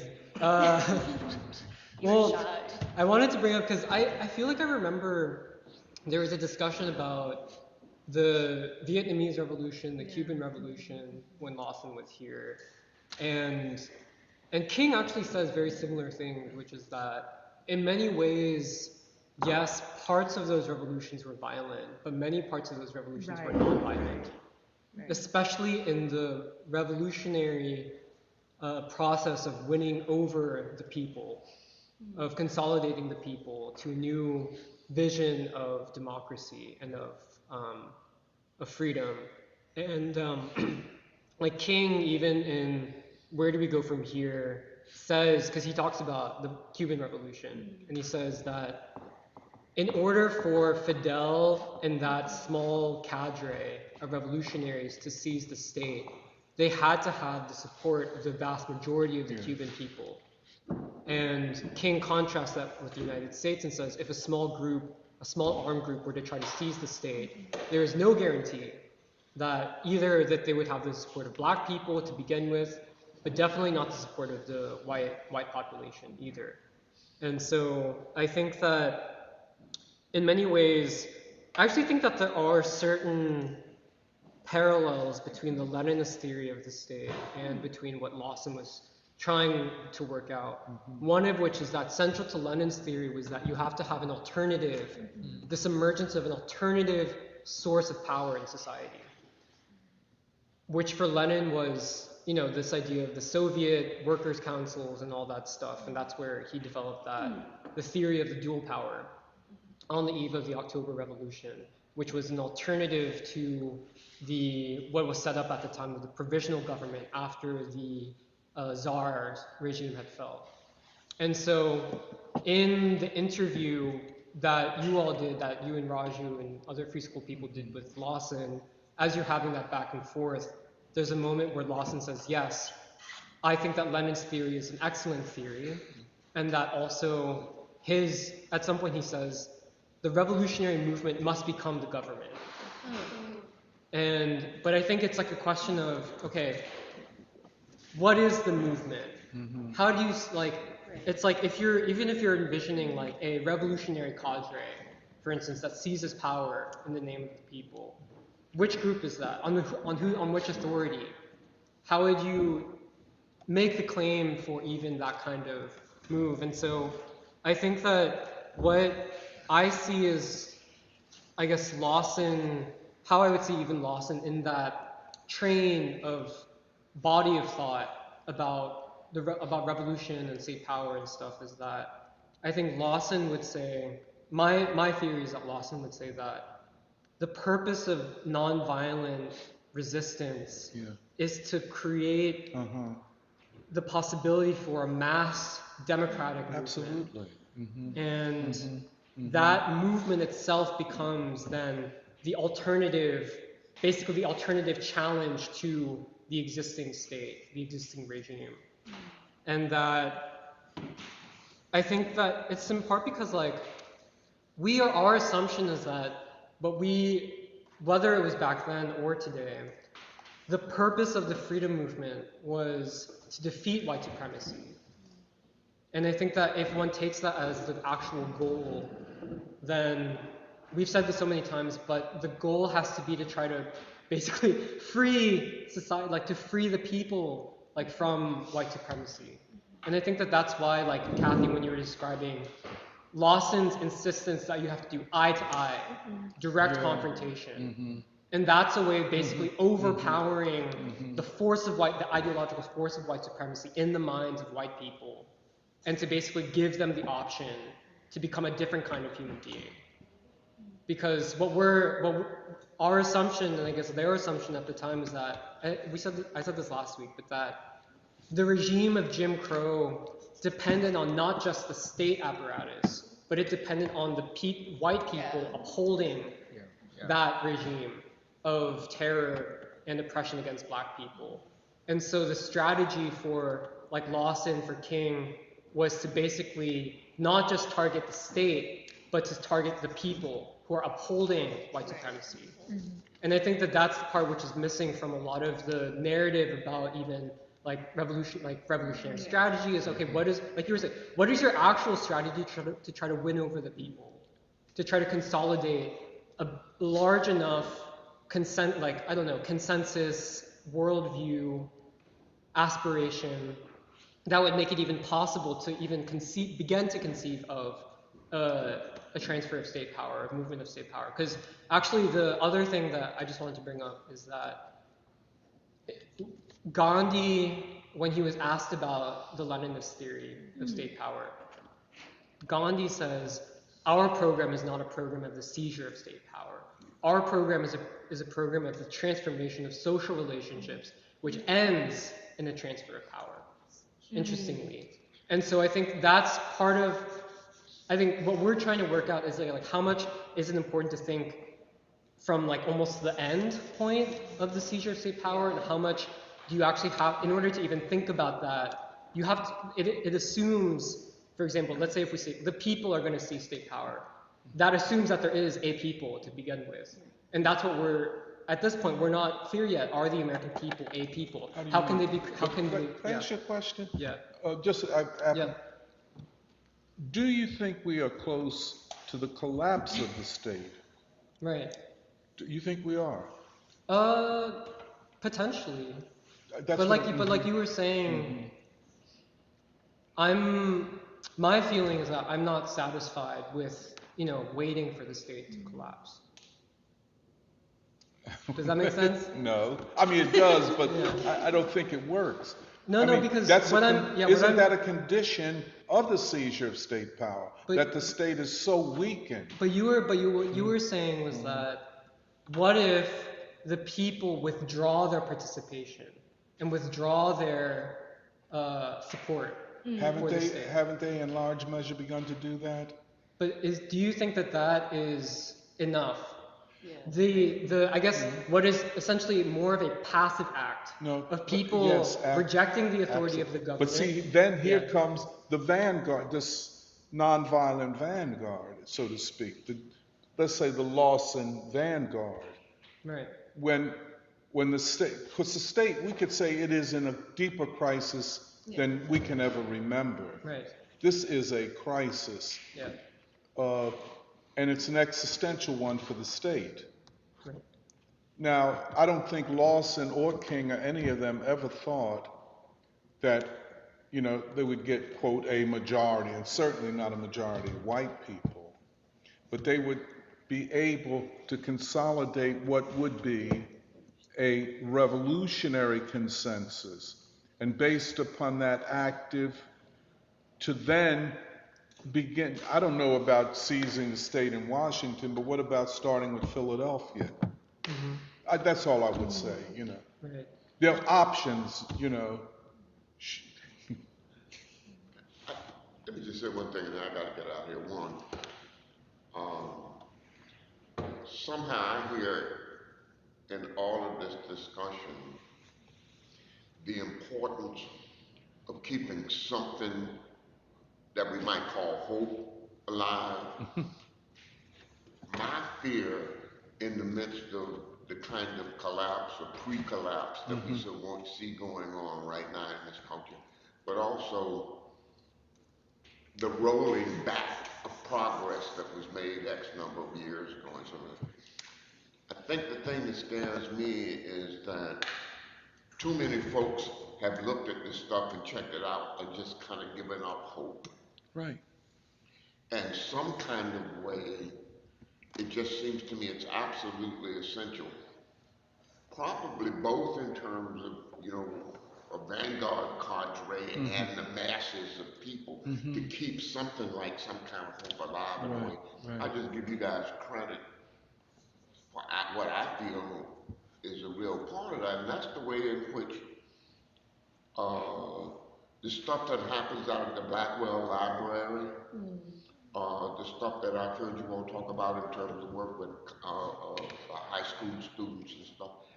Just the simple business that people are talking about stuff with some kind of openness to some possibilities and some kind of recognition of mutual humanity, right?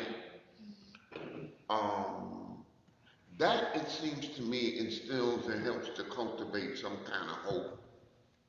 And I just think it's essential. I got showtime tomorrow. I got to get out Can of I here. just ask you a question, um, part of, uh, I would say the Lawson and King strategies was to deal with the churches.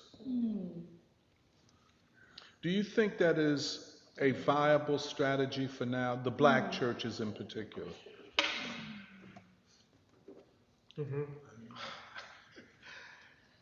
You know, I don't know if I would tell you, tell you all this, but there are at least a couple of occasions where my wife would look at me and ask, "Why'd you get ordained in the first place?"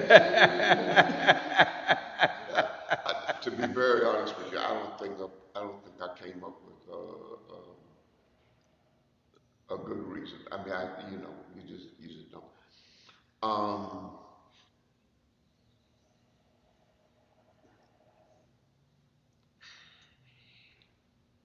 y- y- you can't throw in the towel on anybody or any group of people, if you know what I mean. But I guess you got to have a bet in mind, so to speak. And I'm not so sure where that bet would be for me. I do think, in terms of the church, and frankly, I think with Easter coming up tomorrow, that it opens up a door. Now, whether you can paint the door as being open or not, that's another question altogether. And whether people decide that they want to walk through that door. But that business of some kind of hope for the institution is still there. I'm going to tell you, what concerns me is the way in which, quote unquote, national church people, I swear, seems to me like they just decided I'm going to keep my mouth shut on a whole bunch of this stuff that's going on right now. And I think, at least from my point of view, folks like me got to scheme and figure out how in the heck do we put pressure on those guys up there so they at least mumble something that helps to keep a door open, that helps folks to see a possibility that exists and a possibility that can exist among more than just quote unquote us, so to speak. But I'm not so sure how much money I bet on that bad boy. I mean, I just have to be stone cold. Because, the thing is, at this moment, let us say, can revolutionaries go forward without having some kind of link to certain institutions of the people? Now, one thing, some people say, well, you got to go through the trade unions. I think that's a dead end ultimately.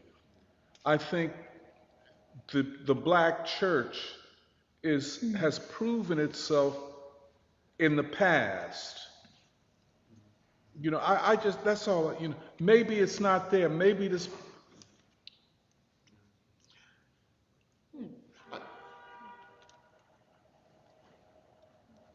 Uh, Again, I just don't think we can throw in the towel on any group of people, any institution. I think that's, for lack of a better word, an indication of bad faith on our part. But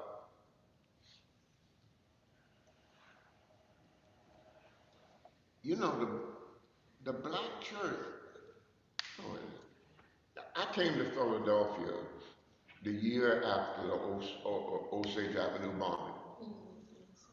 I was at St. Thomas Church in West Philadelphia for 3 years before Paul Washington retired at the Advocates, and I was going. In those 3 years at St. Thomas Church, I heard MOVE discussed once. I mean, once. I was in some little demonstration and a member of the vestry, we walking down Broad Street, and a member of the vestry is coming up Walnut or something. And, we look at each other and that, how your eyes catch. And I just found myself, she goes back to St. Thomas and tells people I saw Father Roy out there in that demonstration. I have to start looking for another job like that. God bless her, she didn't say anything to anybody. It's a struggle. I mean, it really is a struggle. Yeah. And again, I don't believe in throwing in the towel.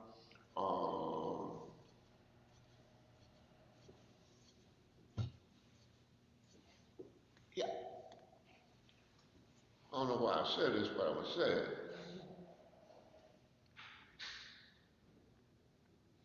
I think my wife knew it was a struggle. Say, wife? I think my wife knew it was a struggle. And I think she decided that she can't stop me from being involved in a struggle, the outcome of which you don't know, the outcome of which is not. And that's probably the kind of support that collectively we need from each other. You know what I mean? Because I don't think I hate to sound cynical about it, but when you look at it honestly, I'm not so sure that there's a guarantee unless we can build that from the bottom up kind of thing that can push on. Look here, guys, I got showtime, like I said, tomorrow. Go ahead, John. No, I was just thinking that you was talking about never give up hope. There's going to have to be, as far as the black church, they're going to have to be able to reach out to the young people, because young people are not involved in the churches for whatever reason. They're not involved. So there has to be some kind of connection for the youth to want to be involved in order to change. And in any struggle, it always has been the youth to make the change that's necessary.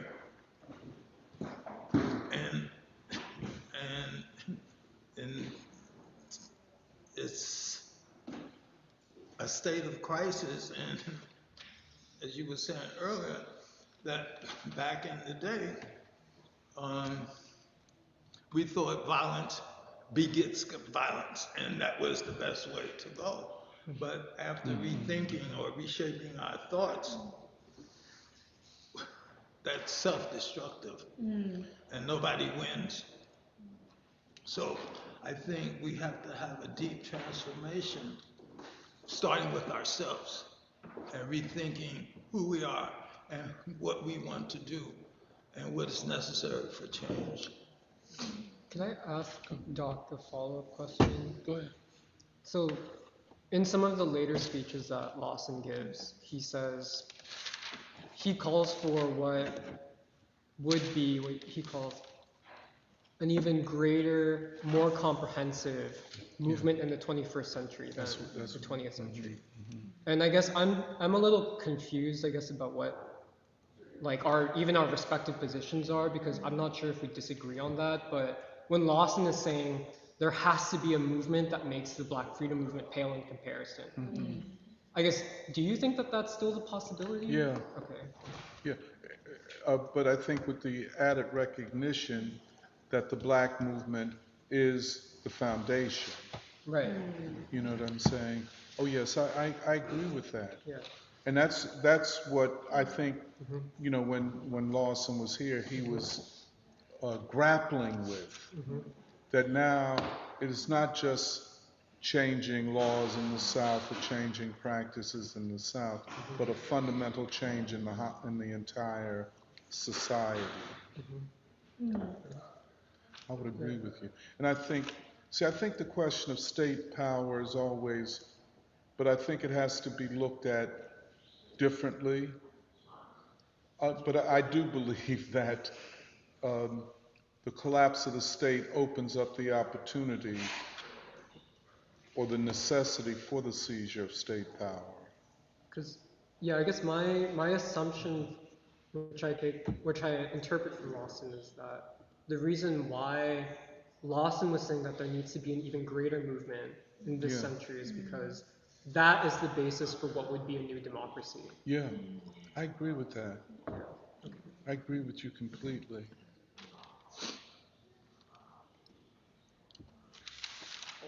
Go ahead, Jamil. Well, no, I mean, it's so interesting that you asked that question about the black church. Yeah. Right? Yeah. I don't know. The question about? About the black church. Yeah. Yeah. Because, I grew up in the church. In fact, one of the churches my dad pastored in Memphis, Tennessee, was Centenary. Oh, that's. Yeah, and I think James Lawson was a pastor there during his time. And I don't see that same community, and it could also be that I'm not connected anymore to the church as I should be. But I don't know, I think it's been so co-opted by like those, what do you call it? Well, the opportunists. I mean, of course, you have someone like Al Sharp who call himself a reverend, and it's like, where's the continuity? You know,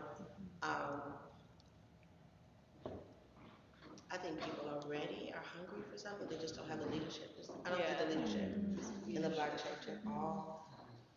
I mean, I think the closest we have is, and I'm saying this in the most facetious way, Jamal Bryant, out of Atlanta, who claimed to have ended the boycott with Target or whatever.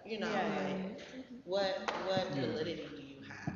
You know what I mean? Like, who is that? Yeah. Like, so, but I do think there is still a hunger and desire for, like, that liberation theology. It still exists. Like, it's that prosperity, whatever, had its moment in like the 80s, 90s, early 2000s. But we knew that was disconnected from our liberation movement and from our spirit. So it's I think there's a body of people, because I also think about my sister who's, in her mid-30s and still very connected to the church, but superficial. It's just like just a superficialness that if we come back with King and Lawson and Thurman and Du Bois, that that there's something for them to grasp onto.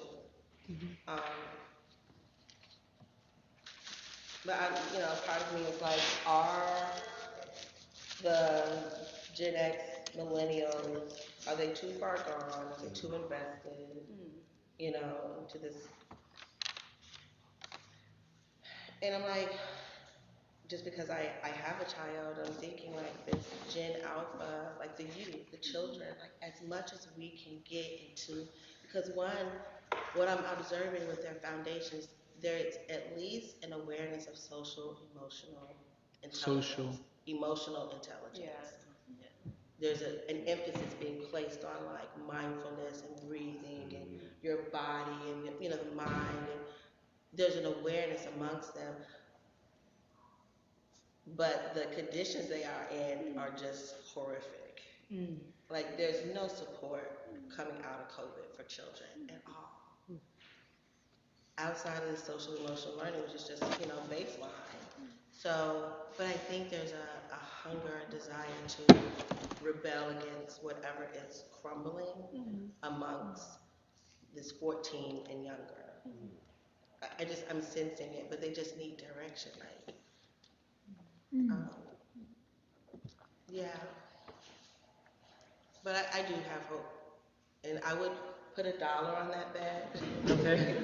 But I will put skin in the game that the black church can still be that institution that girths whatever becomes of this, greater, more comprehensive movement.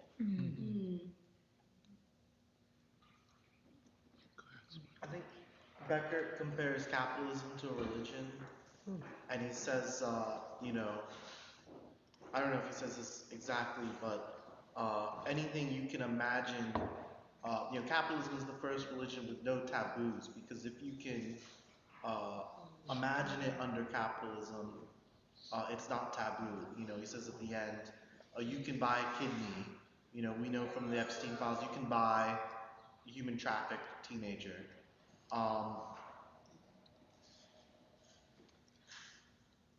I think it's important, you know, when we've been doing this study of the black gods, and you know, people will say, hold on, let me recover. People say, oh, you're just a little reading group reading this obscure, you know, studying these cults. We're not even studying mainline, we're studying on the margins. Why are you studying this group on the margins? What's the term from the woman from Cornell? The word, do they have a voice? The subaltern. The subaltern. Can the subaltern, you know, what is that professor's name? Spivak, you know. Can the yes. We're studying the, let's use the academic terminology. But I think what's different between the black church and the trade unions and the other organizations that we've, you know, the HBCUs is, you know, this really came out because I was listening to the Universal House of Prayer for All People interview that Jeremiah and Blaze and I think Albert also did. And, you know, he was saying, oh, we didn't take any interest to buy our property. And, you know, that's just a different, we talk about the superstructure of what makes a human being. You know, earlier you were saying this is a civilizational war, and I was wondering, you know, I wish you could go more into that, what makes it a civilizational war. But it's interesting what was said earlier, you know, Doc, you said, Lawson and Diane Nash assessed the potential of people, especially the people in the black church, and, you know,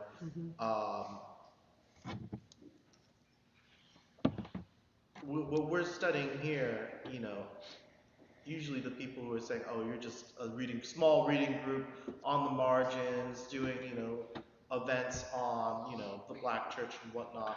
Usually those are the people who say, oh, well, I've done time. I went to jail. I got arrested because I threw a brick at the cop or something like that. You know, what we're exploring is really, we're trying to ideologically displace capitalism, which is really rooted deeply in the superstructure. People are, you know, civilized and socialized into, oh, I have to get a mortgage. And, you know, there's a thing, you know, such as the subconscious, you know, where people, you know, declare, oh, I'm a communist revolutionary, and that means, you know, a single spark can set a prairie fire. I think that, but, you know, what really moved me was we have to realign what the youth think of who the real leaders of the revolutionary movement of the 20th century were. And, you know, was Fred Hampton a martyr because he got in a shootout with the police? Or was he a martyr because he was fighting for solidarity? You know, that's what his line was. We don't fight racism, more racism. You fight racism with solidarity. Why did he say solidarity instead of, you know, black unity? Why did he say black nationalism, black power? Why did he say solidarity? And then who did he try to make solidarity with? So, you know, me being a member of Free School, and then, you know, another thing I was thinking about, Doc, was, you know, a lot of leftists have their infantile, infantile parts of their life, you know. I think a lot of young people, when they first get into revolutionary politics, they see it as a romantic adventure that they embark upon. And, you know, the romantic adventure, you know, doesn't include, you know, the hard day-to-day work. But yeah, I think that, you know, to your question, the black church and its potential today, I've never been part of the old school black church, so I don't know if I can make that assessment, but it wasn't, you know, I don't think it was very strong from Reverend Ike. You know, so he'd say he'd bet on it. He said, "Well, I wouldn't throw them away." But I want to get back to what Becker said. There are no taboos. The white imaginary cannot imagine a world beyond capitalism, and it's affected art in such a way that white people can't produce art about the future anymore. Everything is a zombie film, or a dystopian apocalypse, or a sequel, or a remake. Why? And I think that we've uncovered, being a member of Free School, I've had access to this. People have known this since the 60s and the 70s, and they've written about it. Clearly, Kathy stumbled upon it, that more than just replacing leaders, a class replacing a class, a whole social system must be overturned. I think Gus Hall was talking about this when he said communism plus. I think he came up with that. Correct me if I'm wrong, because I know you were the first person I heard use it. But so I think that more, that was my input into whether or not the Black church has the potential. I see the ideological displacement of the capitalist system coming more from the Black church than I do a Black union or a Black HBCU today. I just don't know how it'll play out. And then I think the last thing I wanted to say is, people who talk to young people, school children these days, they remark about how absurdist the humor is. Everything is absurd to them. Brain rot. It's almost like it is absurdism. I don't know how to describe it. Everything is hyperbole. Everything is hyperbole. It's interesting. I wanted to go back to something that Jeremiah was saying in response to Gabe's question about a violent versus non-violent revolution. And I remember that we had this conversation, I don't exactly remember when, but I remember that it was at the First Unitarian Church, and we were talking about the revolution in China. And we were discussing how the revolution in China was a violent revolution, but it didn't end with the seizure of state power. I think what we were trying to establish back then, and I think it's relevant now, is that a revolution doesn't end with the seizure of state power. At least that's the way that we were thinking about it. The steps that are taken after that are also part of that revolution. So expanding that horizon of what is considered a revolution beyond this seizure of state power, I think is an important consideration, at least when we were talking about China, because China, after they took state power, they implemented things. They implemented education for the masses. They implemented how the people could be raised and educated so that they could feel a responsibility towards their nation and towards other people. And I think that what Lawson and King had a vision for is that part comes before the seizure of state power. So the development of the human being, the education of the human being, raising of their consciousness happens before the seizure of state power, so that and this is a radical new idea, right? Because even if I think about the Indian freedom struggle, we had a lot of societal issues that a lot of people still reference to this day to discredit it.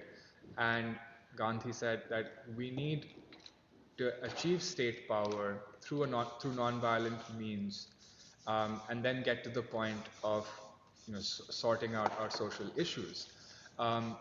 But in essence, it was that sense of non-violence that everybody could come together, democratically assemble to oust a foreign power. Now that was relevant for that time and for that struggle, because we were dealing with a foreign power. But now in America, the situation is different, right? Um, and so I think that it is a very radical way that to think about how a revolution should proceed. And I think that the effect of the civil rights movement, or the black freedom struggle, is felt by all people today. And I think I would point towards what we are witnessing now with the war in Iran as evidence of that.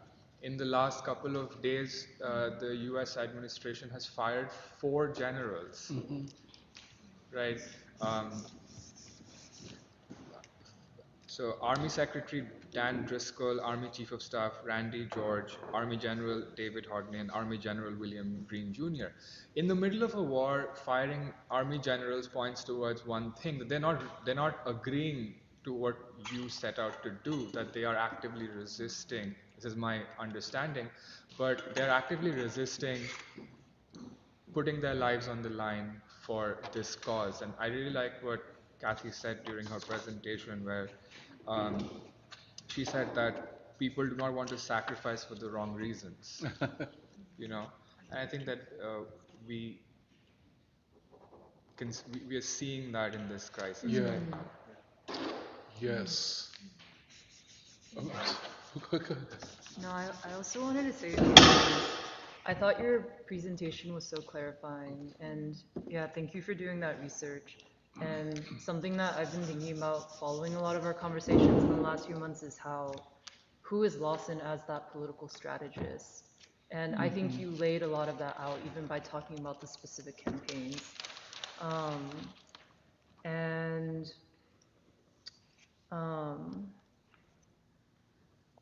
well, I guess I'll just speak to some of the points that both of you had brought up. But I thought it was interesting that you emphasized that, or maybe it was you, Doc, that you emphasized that even above Gandhi, Lawson was searching to understand King in the 21st century. That's right. And I had read his shorter book that he published a few years ago called Revolutionary Nonviolence, where he's essentially trying to distill the lessons of the Black freedom movement into a program or a strategy. And he categorizes it as 4 stages, which I also see here in his autobiography. But it's in that book that he makes the formulation that King's genius or his contribution was that he clarified that for the American people, the path forward would either be nonviolence or self-destruction. And I was connecting this to, Kathy, what you had brought up about how Gandhi's science needed to be synthesized with the American situation. And I even feel it's worth us like holding on to that point and what type of synthesis King and the Black freedom movement was creating. Because like a couple other things with Lawson, also in that shorter book, he talks about his belief in young Americans, which even what Jamila you were sharing was making me think about. And he says that perhaps the American people today, he says this in the book, they're closer to uniting with the human family more than ever.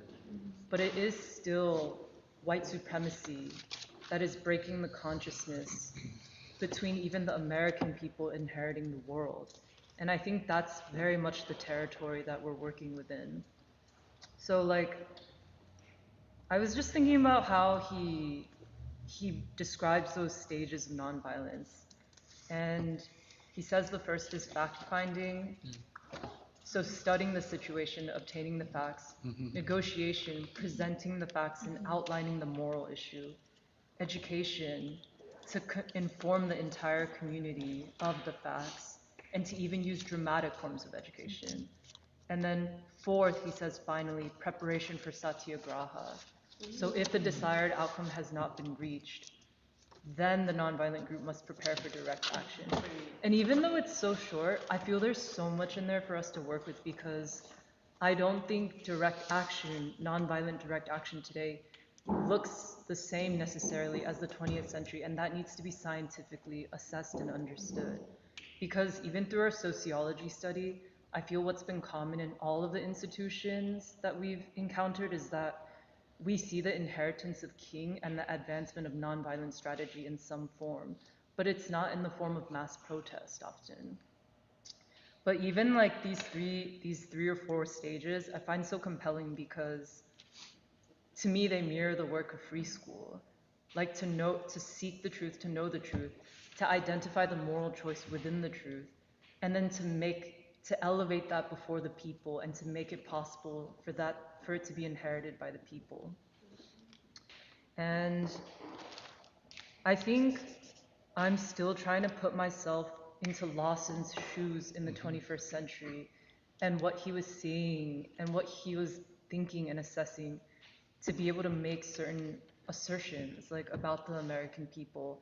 And that I think like you had both emphasized, he was optimistic. I would And say so, yeah.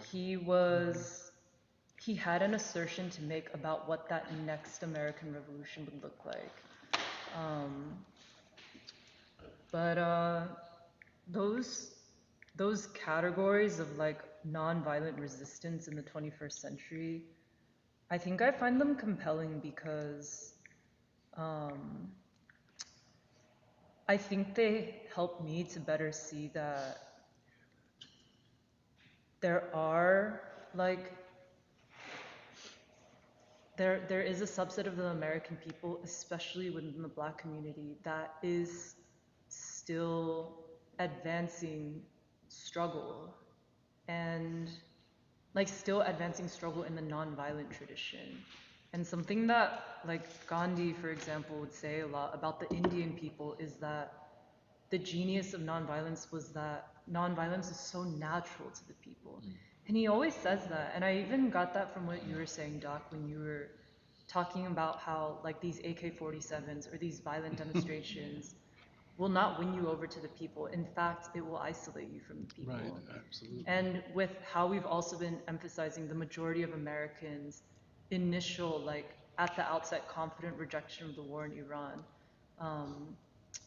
I think we're making an assessment of what is the character or the essence of the American people. And like that idea of nonviolence being very natural to them, or King being natural to them in a way that just has not been revealed yet, is like, I was just thinking about that a lot from what you both were saying. Yeah, I think that's just some of what I wanted to add to the conversation. But yeah, I just really appreciate the way you guys laid out the conversation. Could I ask you a question? Sure. I was wondering, based on those principles from Lawson, how you might evaluate the student encampments for Palestine against the university, what that tells us about the consciousness of the American people, especially the youth, for their capacity for nonviolent resistance, what they have and what they might be missing. I don't know, because you've written about it before. I was wondering if you have, like, in light of this conversation, a different understanding of that time. Well, I think actually the student encampments, which Nuri wrote like an essay about, is exactly what I was thinking about when Lawson was saying that young Americans especially may be the generation that's closest to inheriting the world family. Like they're seeking for a way out. The way that I interpret it is that they're seeking to reestablish a link in the consciousness of the American people that has been so broken by white supremacy and has also so deeply damaged not just the consciousness, but the soul and the vitality of the American people, such that the engagement of mass social transformation becomes so difficult, even though the majority of Americans want social change.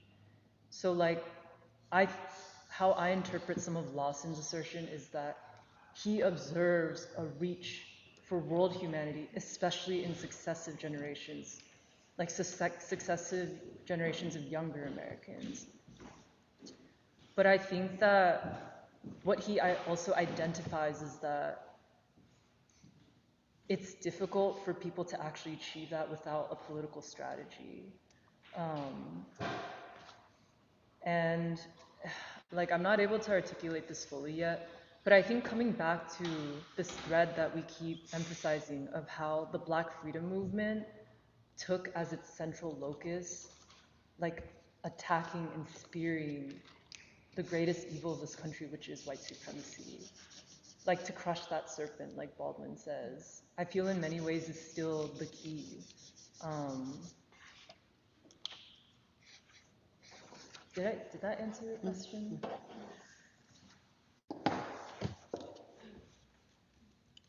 I think there are there are many layers to this conversation. I think there's something I'm trying to figure out about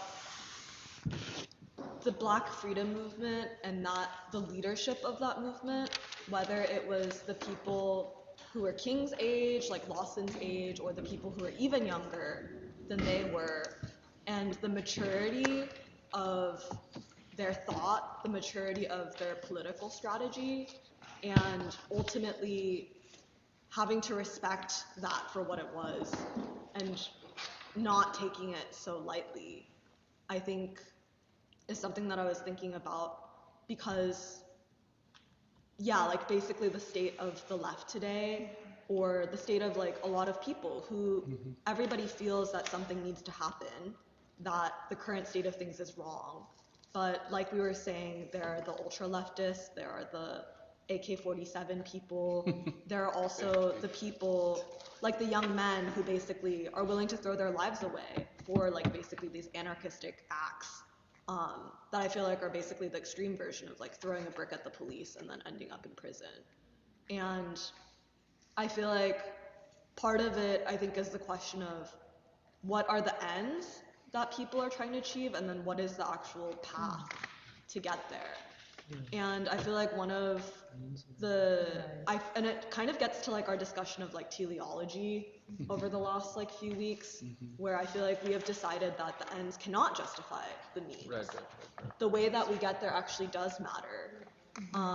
And I think even when we talk about the seizure of the state, for us it's not just an ends that we're striving for. We recognize that the state must be transformed, it must change, but just focusing on seizing the state in and of itself is not sufficient. And I don't know, I was trying to think about like why that is, and I feel like it's related to this thing of, even if we were to gain this, if we were to gain this state, how would one govern that state?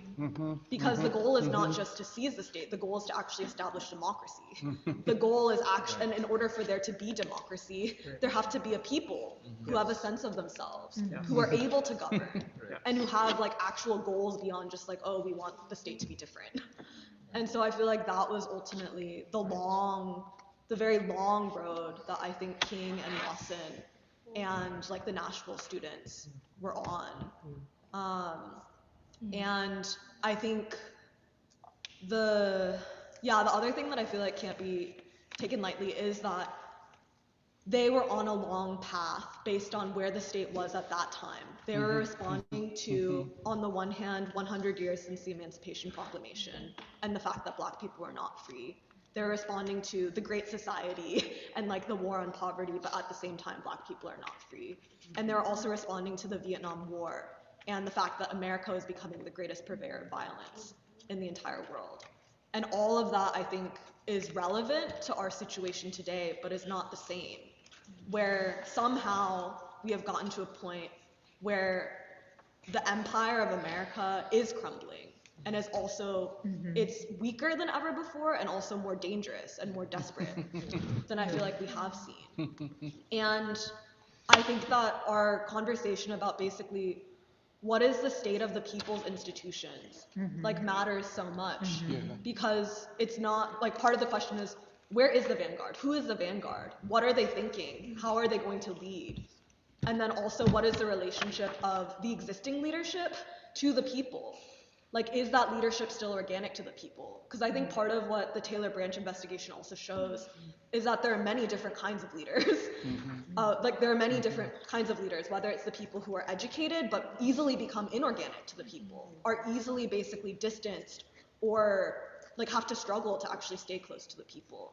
And I feel like that's partially the question of why we find it important to investigate, like concretely, what is the consciousness of the American people today? And especially what is the state of the Black churches and like basically Black labor? And I think part of the difficulty is I feel like there's such an urgency to know because it feels like the state is in such a crisis of legitimacy and the people have already so withdrawn a sense of support. There's such, I think, like disgust or just like detachment. And yet I feel like what we want to know is, but where is it going? Or what do people feel? And I think that's also the urgency of why we feel like we have to present King and say like, this is it. And the difficulty also is that we're even trying to figure out like, what do we say? Like, how can we say it? Like we know, we just feel that it is for all of the reasons that we say, like the triple evils, war and peace, a revolution of values. But I feel like part of the thing is also that like, it's not enough for us to just say it. It has to actually be, it has to become something more than it has been. And so I just think that this is a kind of like difficult discussion, but I think it's important. You were saying that the mega is decrumbling, and you say it's dangerous. Why do you find that dangerous? I think one concrete example is basically the war that's happening in Iran, where it feels crazy to me that this war has been going on for 5 weeks, and that to all apparent observers, it's not going well for the US. There's no way of winning this anytime soon. And, you know, like oil prices are going up, the economy's messed up, the fertilizer prices are going up. And this just seems like devastating, not just to Americans, but actually to the world. And yet, so far, I feel like the response of Trump and the state is like, oh, let's double down. Like, we have zero support, we're losing on every front possible, and yet, like, we have to go further. Like, we're more committed to this. And I feel like in some ways, that feels like the danger. Where it's not going to stop just because, like, one day they wake up and they're like, oh, maybe this wasn't such a good idea. Do you think it would be a race war? Do you think it would be a race war? I don't really think so, because I feel that the greatest enemy of the people is not even an ordinary white person on the street versus an ordinary black person on the street. But I feel like it is actually like this state. Like, it's not ordinary people who are causing like these massive problems or even the threat of like world war. But I think the difficult thing, I think, is that white supremacy does still exist. Like, there is still a white supremacist state, obviously. And it can only exist because somehow there is a consciousness that has not been completely transformed. But I feel like we have to ask, like, what actually sustains that consciousness? And how can we attack it at the root and not just like the symptoms of it? And Can I just ask you a question? And this is a question from Joe Crump. He doesn't want to say it, so I told him I'd say it. He, apropos the war, and I think you're centralizing this war as it might be a tipping point, a turning point. Joe has said that it's possible that the generals might also play a role in this, even in invoking the 25th Amendment. And I don't want to get into the mechanisms or details of that, but when the generals who are responsible for the troops that fight a war become anti-war, what does that suggest to you? Did I put it right? I'll just add. In terms of military law, the president is considered the only five-star general in the military. All the other generals are four. So basically, the general staff is saying that he is unfit to serve. Okay, the military is saying that this is a suicide mission. And so, and Hegseth, I think he was a colonel, and I think he may have had, that's why he had difficulty with confirmation, because he's highly unqualified for this military action that we're undertaking. And so you've got to give Congress a feather bed to move forward with the 25th Amendment, and the military is providing that. the military is basically rebelling wars by being fired. Okay, so how many more officers are going to resign? So if you get to the point that you got 8, 9, 10 generals resigning, refuse to take the troops in the armed danger, Congress is going to be forced to act. They're going to have to act. Okay, and basically they're going to say that he's unfit to serve in terms of the president, because he's a 5-star general. Okay, the highest ranking you can have is a 4-star. But the president under our Constitution has control over the military as a 5-star general. And basically, you're having, you want to say to be insubordinate, you're basically, it's a type of mutiny. Yes. It's actually mutiny what you're doing. You say it's a type of mutiny? Yes. It's a type of constitutional mutiny. Wow. Yes. Yeah. Well, I think that I feel like it is a possibility. And in some ways, I feel like the war has heightened so much of the contradictions. But in some ways, I see it even going back to the last year of Trump's presidency, where from the beginning, he basically has been attacking the state itself. And I feel like in some ways, there have been like many battles of different state agencies, different state forces going up against this administration. And I feel like in some ways, for better or for worse, it completely corrodes the remaining legitimacy of the state. Where it's not even just among like the people, where the people don't believe in either party, which I think is broadly true, but it also impedes the state's ability to actually carry out the functions that it should or has been doing. And so I feel like it is a possibility, and I also think that it's a lot to wrap like my head around, because generally I feel like I associate the military with like the most conservative, or in some ways like the imperialist like wing of the state, where like that is the mandate.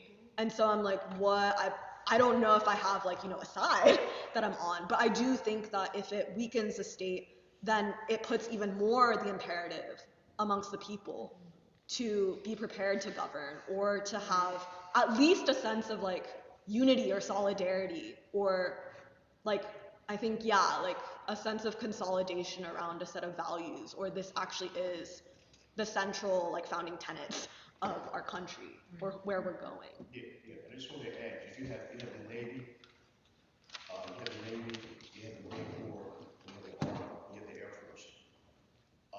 The Marine Corps and the Army, those are ground forces. So it's the generals that are responsible for the introduction of ground forces into the war that are saying, yes, if this is going to be aerial bombardment, yes. If we're going to move to ground invasion, it's an impossible order to carry out. This will order man. This is what you're saying. Yes. And believe me, the Senate and Congress are going to pick up. But they need, you just can't go after the president unless you're given grounds that he's not, compos mentis, or whatever that term is, the Latin term is. He's not mentally there to make these kind of decisions. Yeah. And so actually, Hector, the defense secretary he's actually inadvertently laying the groundwork for his removal. Yes. I think that people are like starting to talk about that possibility more. Like even in the New York Times, they're saying like, oh, like Pam Bondi's done, Kristi Noem's done, Hegseth is next. But actually, Joe, what you're saying, I think it's so like, I think a way that I would say it, what I just said in a different way, is that the US empire, or the state, over the last 50 years, I think has done a really good job of basically removing the democratic capacity of the people. It has given the illusion that all of these state apparatuses function very well, regardless of what you think or what any citizen wants. But I think that right now is such a point of crisis that it almost makes every participant question, what is my role actually going to be in this? Like the fact that the generals, at the end of the day, not only do they have an obligation to empire, but they have an obligation to their troops. Like their direct subordinates and the people that their lives are responsible for. And I feel like it potentially produces like actually a crisis of consciousness or a crisis of conscience to ask like, in the end, where do I stand as a human being? Do I actually believe in this enough? And I have to say, it reminds me of the mayor of like, was it Nashville? The mayor of Nashville. Like when Diane Nash asks him, do you as a man think that it's right that the city is segregated? Do you as a man think that? And she brought that crisis to that point. And he had to say like, no, as a man, I don't think it's right. Or even the crisis of basically the freedom rides that triggered, where it was a confrontation between the state, like the state government and the federal government. And it actually got to like the point of like the Constitution, or what is the relationship between the citizenry and the state and the citizenry and like the United States government. And I feel like in some ways like we're confronted with a crisis or the question at a similar magnitude, but in a different way right now. Yeah, I think as long as the Speak up just a little bit, as Joe. long as the action is restricted to aerial bombardment, the military is fine. Remember, this kind of resonance didn't take place until they said they were going to introduce ground troops. If you're going to make it a Gaza, continue aerial bombardment, you're fine with it. But if you're going to introduce ground troops, you change the whole nature of the enterprise. I think, oh, good. Was that something? No, I think this has brought our discussion home in a different kind of way in the question of the state, because the only institution that holds on to some legitimacy among the people, according to polls, is the military. So interesting. So if the generals say that not only is this guy acting on his own, but he's reckless, and it's to put troops on the ground in a war that the United States can't win. And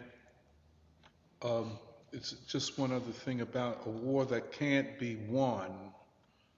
So why are we involved in it? And this raises the question of Israel. Is this a war to fulfill the, I said the eschatological dreams of a group of mad Zionists, and so on and so forth? And all kind of questions are raised because everything is always being compared to Vietnam. The generals never broke with the war. The generals never broke with the war. The troops did, but the generals didn't. Now we have, and they're firing generals because they don't go along. They say, well, it's affirmative action, maybe that's a part of it. But the generals are voicing opposition to this.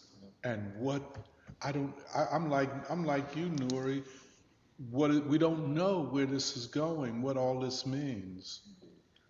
I feel like They fired a four-star general.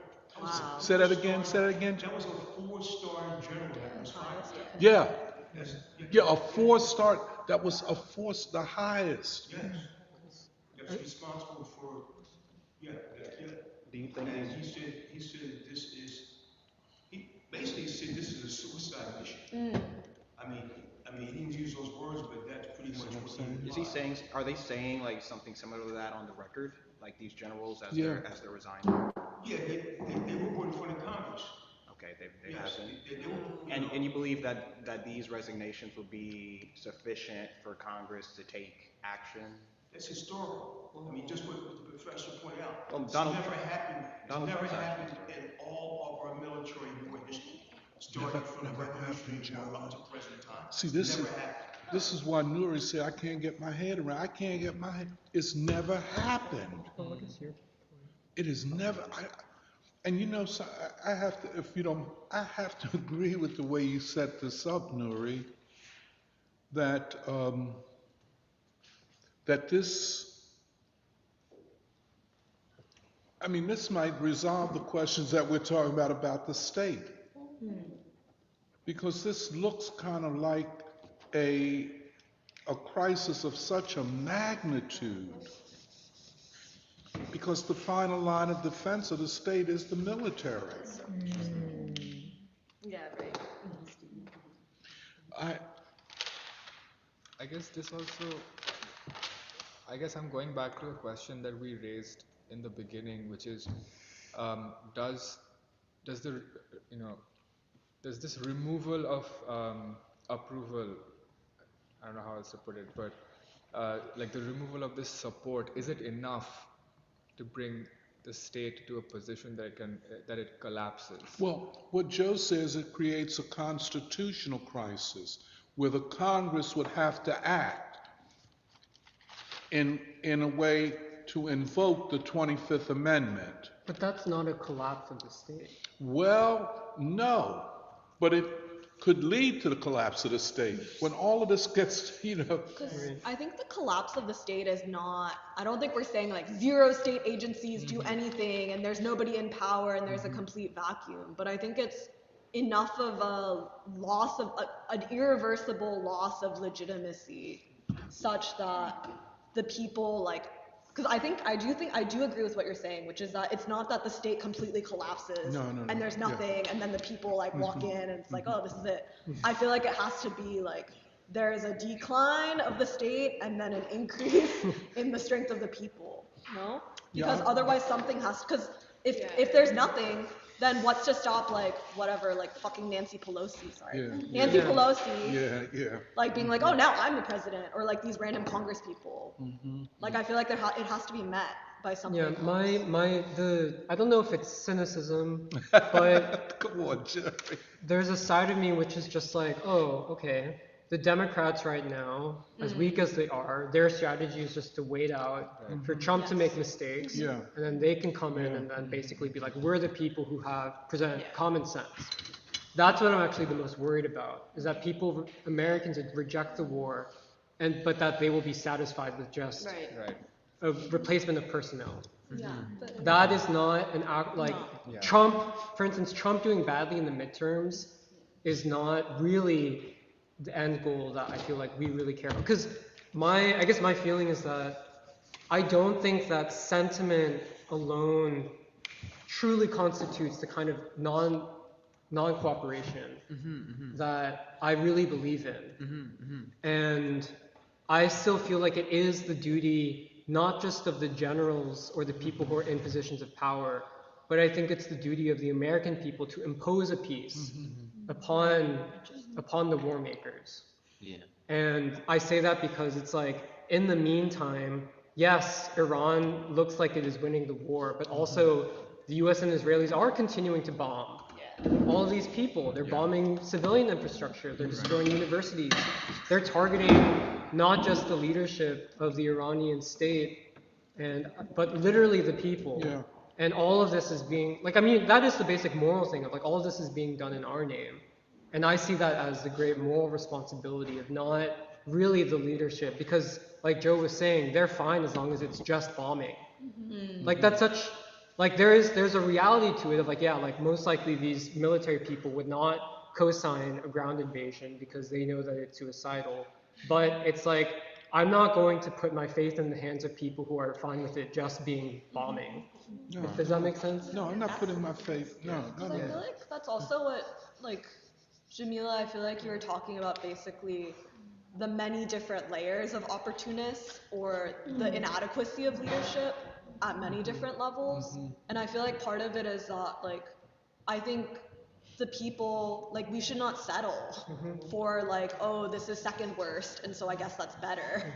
Like, I feel like we actually do need to have a sense of, like, leadership, like actual criteria for leadership and a maturity.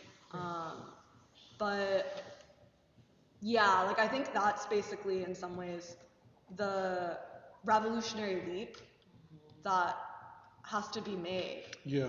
where it's not like, oh, things are really, really, really bad and we want them to be a little bit better, but something more than that. It's like we don't want to sacrifice this opportunity that we have right now. So Jeremiah, Say that again, Jamila.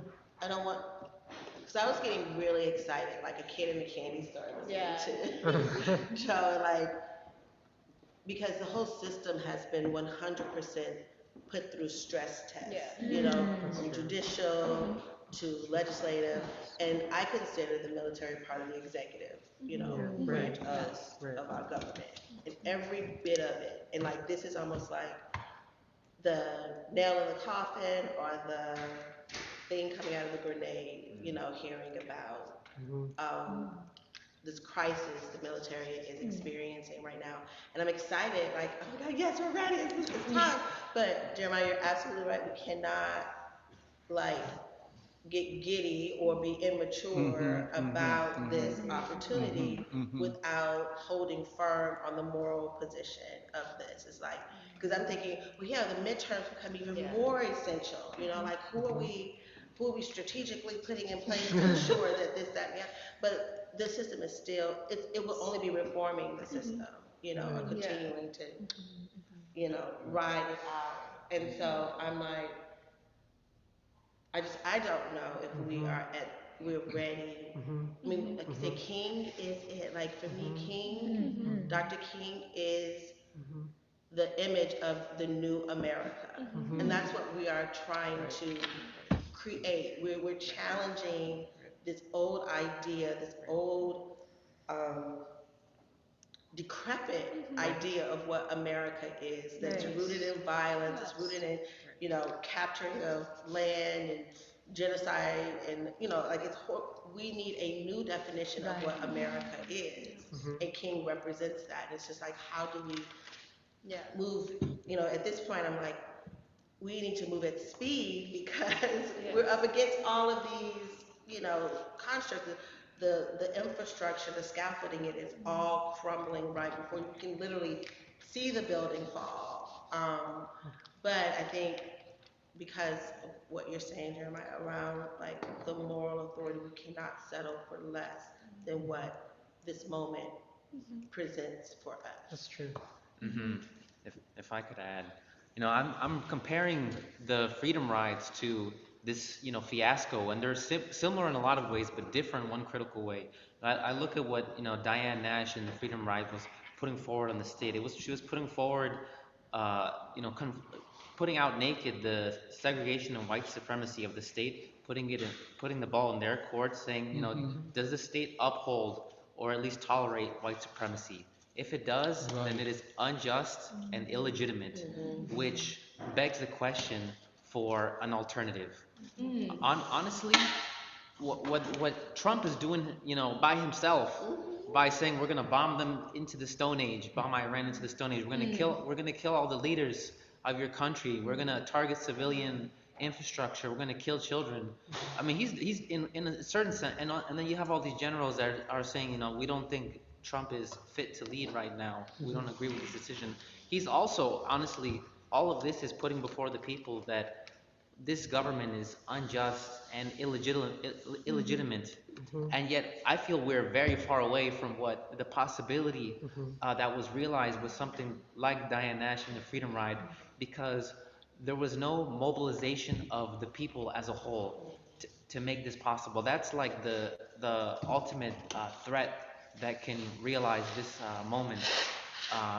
Putting forward that alternative, you know, when you have a mobilization of the people that can assume the role of the state, you know, the relationships that were taking place with let's say, you know, we're going to organize bus boycotts, we're going to organize, you know, an alternative system of transportation instead of being a part of this racist and unjust bus system.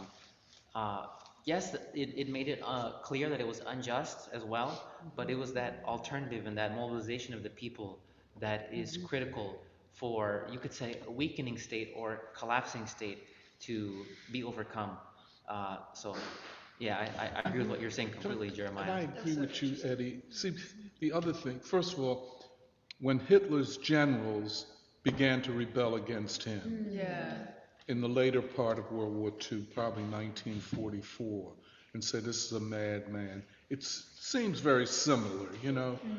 But the other thing, I agree, when you laid out the bill of particulars about this war, bombing infrastructure, these are all war crimes. And these generals must in some way think, if we don't act against this guy, then we would be held guilty of war crimes. Because who is to say Trump will escape paying the price in terms of international legal but when you said it reminded me so much. We don't know what these especially this this four-star that was the head of the army. Yeah, he was not opposed to the war. They're in opposition about how the war should be prosecuted. That's the distinction that we have to make. And the other thing too, the NATO countries are totally silent about the bombing. They haven't. So when they came out and said they're going to take Iran back to the Stone Age, NATO was quiet. In fact, Germany, the Prime Minister of Germany said that's actually good. So you got to realize it's more than just the United States. It's also NATO is complicit with the destruction of Iran. They don't want to be involved in it, but they're okay with it. Like somebody shooting at your neighbor, I don't want to get involved in it. You use my window. Say that again, Joe. Anyway, somebody says, I don't want to get in this fight, but you want to shoot at me through my window, that's okay. And that's what they're doing. You know, but go ahead. I'm sorry.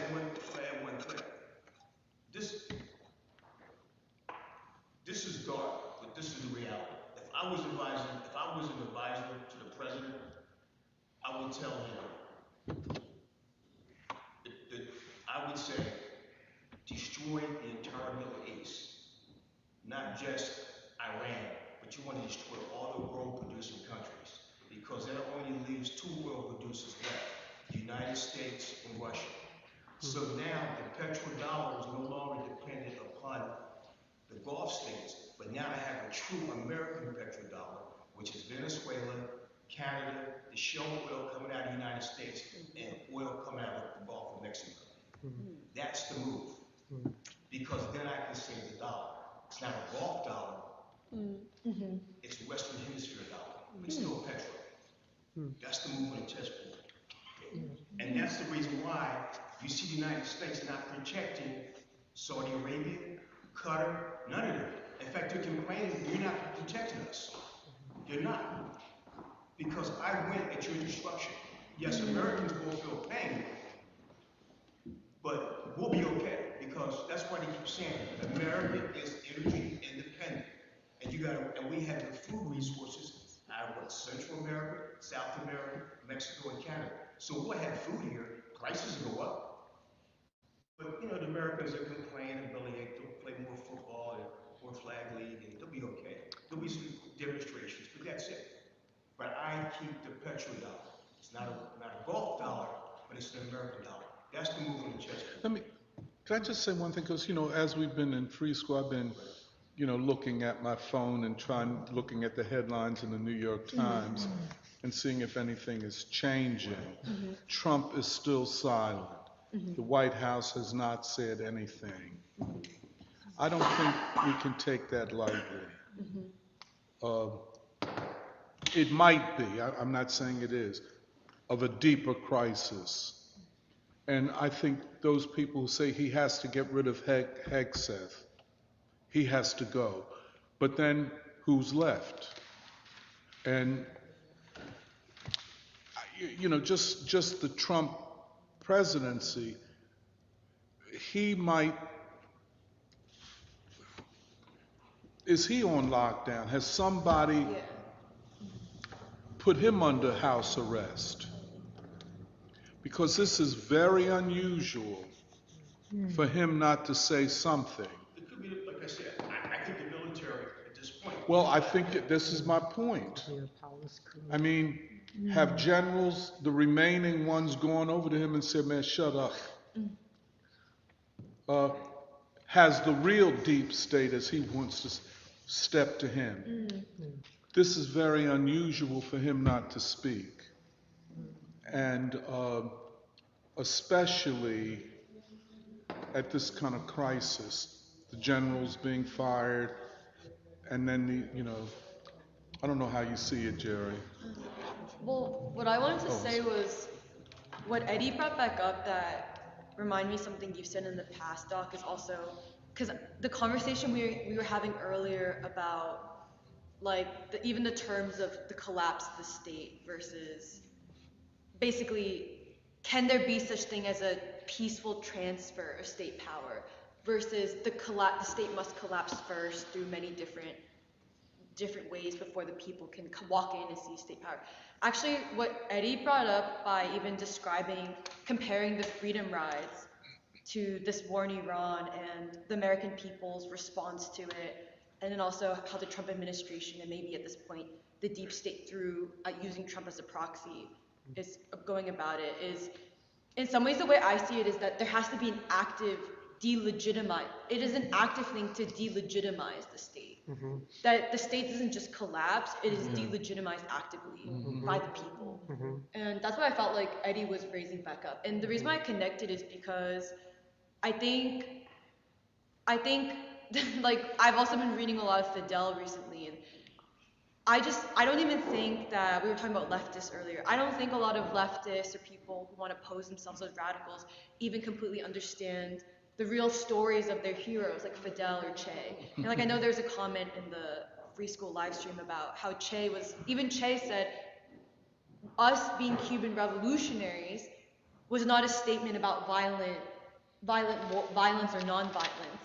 That actually it's about, there's always the possibility, there must be a possibility of non-violence. As much as there is about violence, it's really about like the future. But anyways, but the point I wanted to make is that even reading Fidel's spoken autobiography, it kind of completely changed my understanding of the Cuban Revolution, which also changed my understanding of King, where Fidel said, he was like, the July 26th movement, we didn't see it as like a revolutionary seizure state power like that. We saw it as restoring the Constitution. Because if you think about it, seizing the state actually was claiming independence from Spain. So Cuba has already become independent of Spain at this point. But that all these dictatorships were not, all showed up, especially Batista, the one that is currently in power, became illegitimate. But that it required this revolutionary vanguard of Fidel and Che and those brave young men to attempt to overpower or basically infiltrate, the symbol of the state power, which was the government building, which I don't know, in order to create the final blow of delegitimizing the state. But the reason why I raise that is because actually Fidel, by the end of his life, when you read Fidel's speeches, I mean, he sounds exactly like King. Because basically Fidel, the reason the literacy campaign, the land reform movement, all of that was what Fidel considered the real revolutionary substance. He considered that the real revolution. Because what he meant by that was, how do you, okay, sure, now you're in control of the state apparatus, but how do you create a new relationship between the people and now the state, what you are now? How do you mend that relationship in a legitimate way? And then also, how do you create new relations between the people themselves in a legitimate way?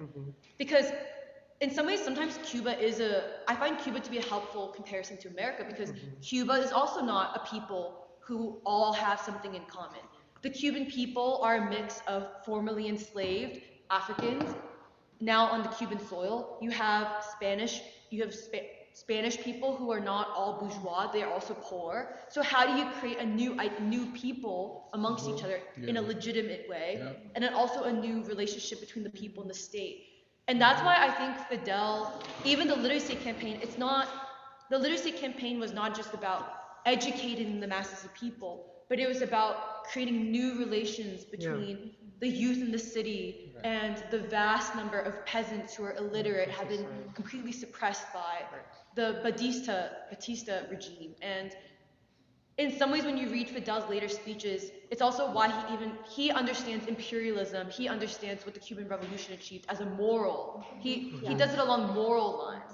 And in some ways that's what you have in common with King, because the problem with people's understanding of King today is they don't realize that that revolutionary core that we talked about last week, King, Shuttlesworth, Lawson, all those pastors emerging from the black church and from like the revolutionary end of the black church, but still the black church for a reason, because of the ideas and that tradition of anti-white supremacist worldview, and social customs and ethics and life and art and love and everything. But King was not just a naive pastor.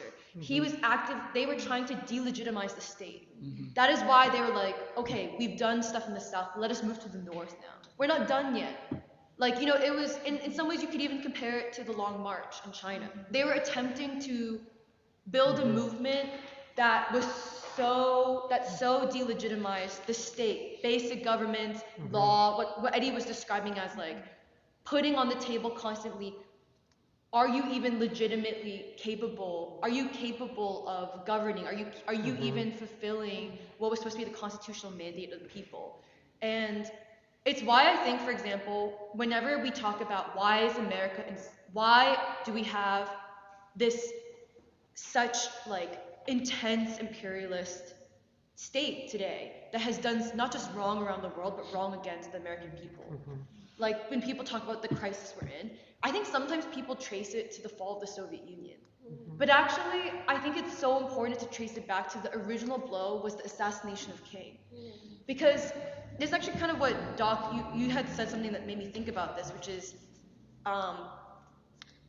what I wrote, I don't think it's what you said, but it's what I wrote in response to something you said, was that actually to see the counter-revolution of the 70s, the 80s, the 90s, and onwards, is to show that King was the defender, he was the wall. That movement was actually a delegitimizing state movement. And hence when you behead the movement, when they assassinated King, that is when the state was able to become what we see it today as. Yes. And I don't know, I just find something significant about that. And to reconstitute, and it did. it was a new and more brutal reconstitution of the state. Right, absolutely. Yeah. And that's I just feel like that's such a significant thing to see. Not enough people connect, because in order to see that, it's another way of seeing King as the revolutionary. He was not just a naive civil rights person. He was not just a feel-good, like I'm coming out of the church, like let's sing nice songs. No, he was a revolutionary. He was interested in delegitimizing the state. Well, I just wanted to make 2 points, one of which is affirming what others have said, but just re-emphasizing that I really believe that what emerges from the Third American Revolution is a concept of revolution which has at its center what we call the transformation of social relationships among the people. I feel like that is in many ways part of the departure or change to prior revolutionary theory, which saw the primary question of revolution as the seizure of state power. That's Lenin's point.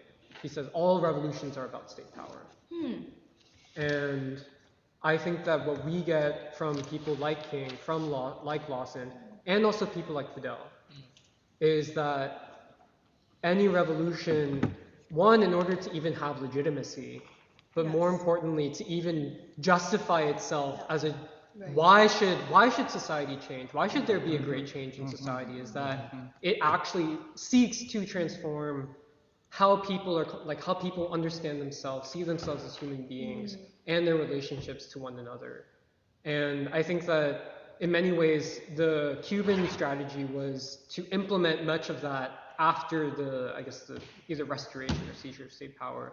But I think the nonviolent path assumes or asserts that you can begin that process without necessarily completing it, but you can begin that process in the course of a revolutionary movement itself, of changing the relationships among the people to themselves.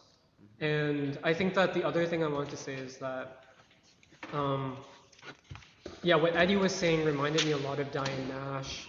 And something she would say a lot is that it's not just white people who participate in white supremacy, but black people give their consent to Jim Crow.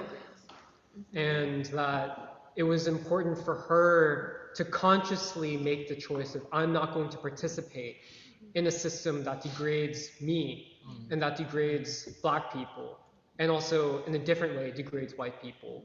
And I feel like part of what I guess I get very like agitated about is that I don't think that like sentiment itself is enough, because sentiment, like, it shape the political crisis, but it may not be decisive. And I feel like part of what I feel would be a revolutionary strategy would be to try to illuminate for people the actual point at which they participate in a system of white supremacy and war. Which for me it's less about, oh, do you pay your tax dollars? Like, that's like a kind of, it's a very surface level thing. But I feel like for me it really is like a kind of moral passivity, if that makes sense. Moral passivity. It's like this thing of, oh, like the war only matters because it's going to hit my pocketbook. As much as that does matter, that does have enormous consequences. But it's like, is that the only reason why this war matters? Or does it matter that your government, your state, a state that whether or not however you feel about it, kills all these people, these children in your name? Haven't they already done that by their move away from Israel towards the Palestinians? More Americans support the Palestinians than support the state of Israel. Yeah. And then, you know, so that was a moral choice. Yeah. I guess I just feel like that has to be turned into something solid. Yes. Absolutely. Yes. You know, there's something that Apostle Crawford brought up in the interview. We were asking him about the possibilities of a new movement. Yeah. And what it would take for people to wake up or take action. At first, I would say, and you guys can chime in, but he focused primarily on economic pressures and like material pressures. He said when people start to feel it, when they start to suffer, then you'll see some action, some movement. But then later in the conversation, he said that when people develop one mind, and he said it was the mind of Christ, when they develop that one mind and they can understand the experience or suffering of others, then that will be the foundation for movement or action among people. It kind of reminded me of when we talk about an all humanity consciousness, or the development of a certain consciousness. At least some people in the church, I guess this goes back to other part of the conversation, are still in the business of developing a certain consciousness. Yes. Yeah. I think that made me think about the Baldwin quote where he's like, you know, sometimes like you think to yourself like, God, nobody suffered like I've suffered, like I suffer so much, and then he was like, but then you realize that actually like everybody suffers and everybody has that pain. And I feel like the best possible scenario or the way to resolve it is that if the American people are suffering now, can it be a way such that it's not just I want to fix my suffering, but actually can it be an opportunity to reflect on the suffering that has been happening like all this time, the suffering of all the people, the suffering that we've inflicted like as a people on others in the world, and to say like, yeah, I feel like Jesus actually is very important, where it's like he actually suffered and died for everybody else. And yeah, can that suffering actually be a bridge? Rather than like, oh, I just want to save my own skin. Like it only matters so far as it matters to me. And I do feel like that is the possibility. Or like even, yeah, I don't know, like this thing of like seeing the children who have been killed and asking, yeah, like what if it were my children? What if it was? And it is. Like it is our children. So yeah, I feel like that's sort of the bridge, I feel like, between like the personal suffering or like the economic suffering, where I don't think it's irrelevant. I think it does matter. But like let's not be, I guess, content with just solving like our own suffering. Yeah. Yeah, it's so interesting because I was prepping a union member of mine to testify at a local hearing, and she is from she's from Bethlehem, so she's from that area that was shaped by steel as well. And I decided to just ask her because she's a hardcore Lutheran, which I'm not really the most familiar with. But she actually told me, she was like, Lutherans are very similar to Catholics. She was like, we see ourselves as Catholics basically, who are not Catholic. I was like, oh, interesting. And I asked her, I was like, what do you think of the war? And she was saying, and her touchstone was not just oil prices. I thought that's what she was going to say, because I have my expectations are always like pretty low with people in general. She said, it's so horrible what they did to those children.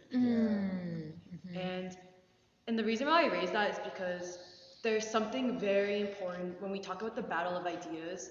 There's something very important about speaking about not just feeling, but speaking about those children. Because I do think it has ripple effects in the consciousness of the broad American people to even know about the deaths of those children. It does something. Because in some ways, I don't think she wouldn't have mentioned it if, for example, it was hidden. I just do think, I do think that a lot of this is shaping people's consciousnesses in ways we don't totally understand. Because honestly, I kind of sometimes doubt whether anyone pays attention to those 170 children. And then you start realizing, because you're like, sometimes I'm like, oh, it's just Marjorie Taylor Greene, or it's just specific people.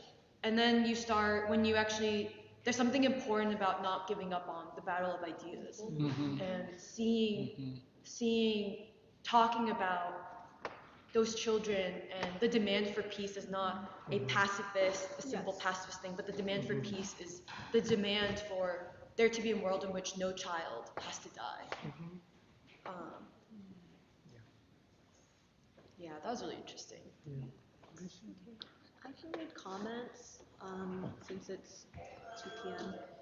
Bambalai, M. Sparks, Jupiter Hammond, Lao Tzu, and Nathan Reddy said good morning. Jupiter Hammond said, Iran having a technological advantage is perhaps a stretch. They have developed effective asymmetric tools of war, such as the drone swarms, along with very strategic attacks of Mideast enemies and closing the Strait of Hormuz. Nathan Reddy said, one of the big diversions from the civil rights movement is to supposedly radical Malcolm X and the Black Panthers, who are also distorted by these people who would divert attention. It sounds like James Lawson got a lot out of Gandhi's book, The Story of My Experiments with Truth, which essentially reads like a lab report. I wonder if Lawson's autobiography also resembles it. Global Solidarity Now says, the education of facts is our demand. Nonviolence is mandated by, I think, the state of the US government. And then David Ball said, high-priced fighter pilots are shot down, and now the US is invoking the Geneva Convention. Trump could be experiencing his Madrid as thousands of soldiers and Marines could potentially, I think, mutiny, I think is where he's going. Being made into cannon fodder so the sub-imperialist fascists save its troops to fight on 4 different fronts. Then Nathan Reddy said, excellent presentation. Kathy says that it's unfortunate that Eddie Glaude was writing the foreword, but I will still read it. John Graves said, good afternoon. David Ball said, Che Guevara was asked by WLIB during his US visit to address the United Nations Assembly. He was asked whether armed struggle in the US was possible. He said no. David Ball then also says that in his opinion, nonviolence is a tactic, nothing more. Combining a warm aura, a warm humanistic aura with a cold intelligence, which I guess is like tough mind, tender heart. No War with Iran says, nonviolent socialist vanguards rooted in the working class is how the Bolsheviks seized power in Russia, and how the German socialists overthrew the German monarchy after World War I. They then said, accelerating climate change guarantees, all caps, the emergence of a new youth generational vanguard mass movement against this ecocidal, genocidal US imperial capitalism. But then says, The existing trade union leadership is sold out to our oppressors. The unionized working class needs to eject these misleaders or form new socialist trade unions. The Saha trailer said, in reference to this idea of a different kind of human being, the need for this has never been clearer. I so appreciate the level and depth of your discussion. She asks, what kind of new human being? What characteristics would they have? Then someone named OMG, it's you, seems to think that we think that King is a politician, says that King is instead an activist and got stuff done on the outside, that the Democrats never helped King, which I think we would agree with. Then Bombalai says, the state is in an existential crisis. The rat is backed up against the wall and willing to take extreme measures. BK said, most churches aren't willing to compromise their 501c3 status by speaking and acting on revolutionary issues, especially the black churches, especially. Today's nonviolent resistance does not have to take the same form as it did in the past. The world is very different today. BK hypothesizes, Kari, that today's nonviolent resistance may present as mass economic noncompliance.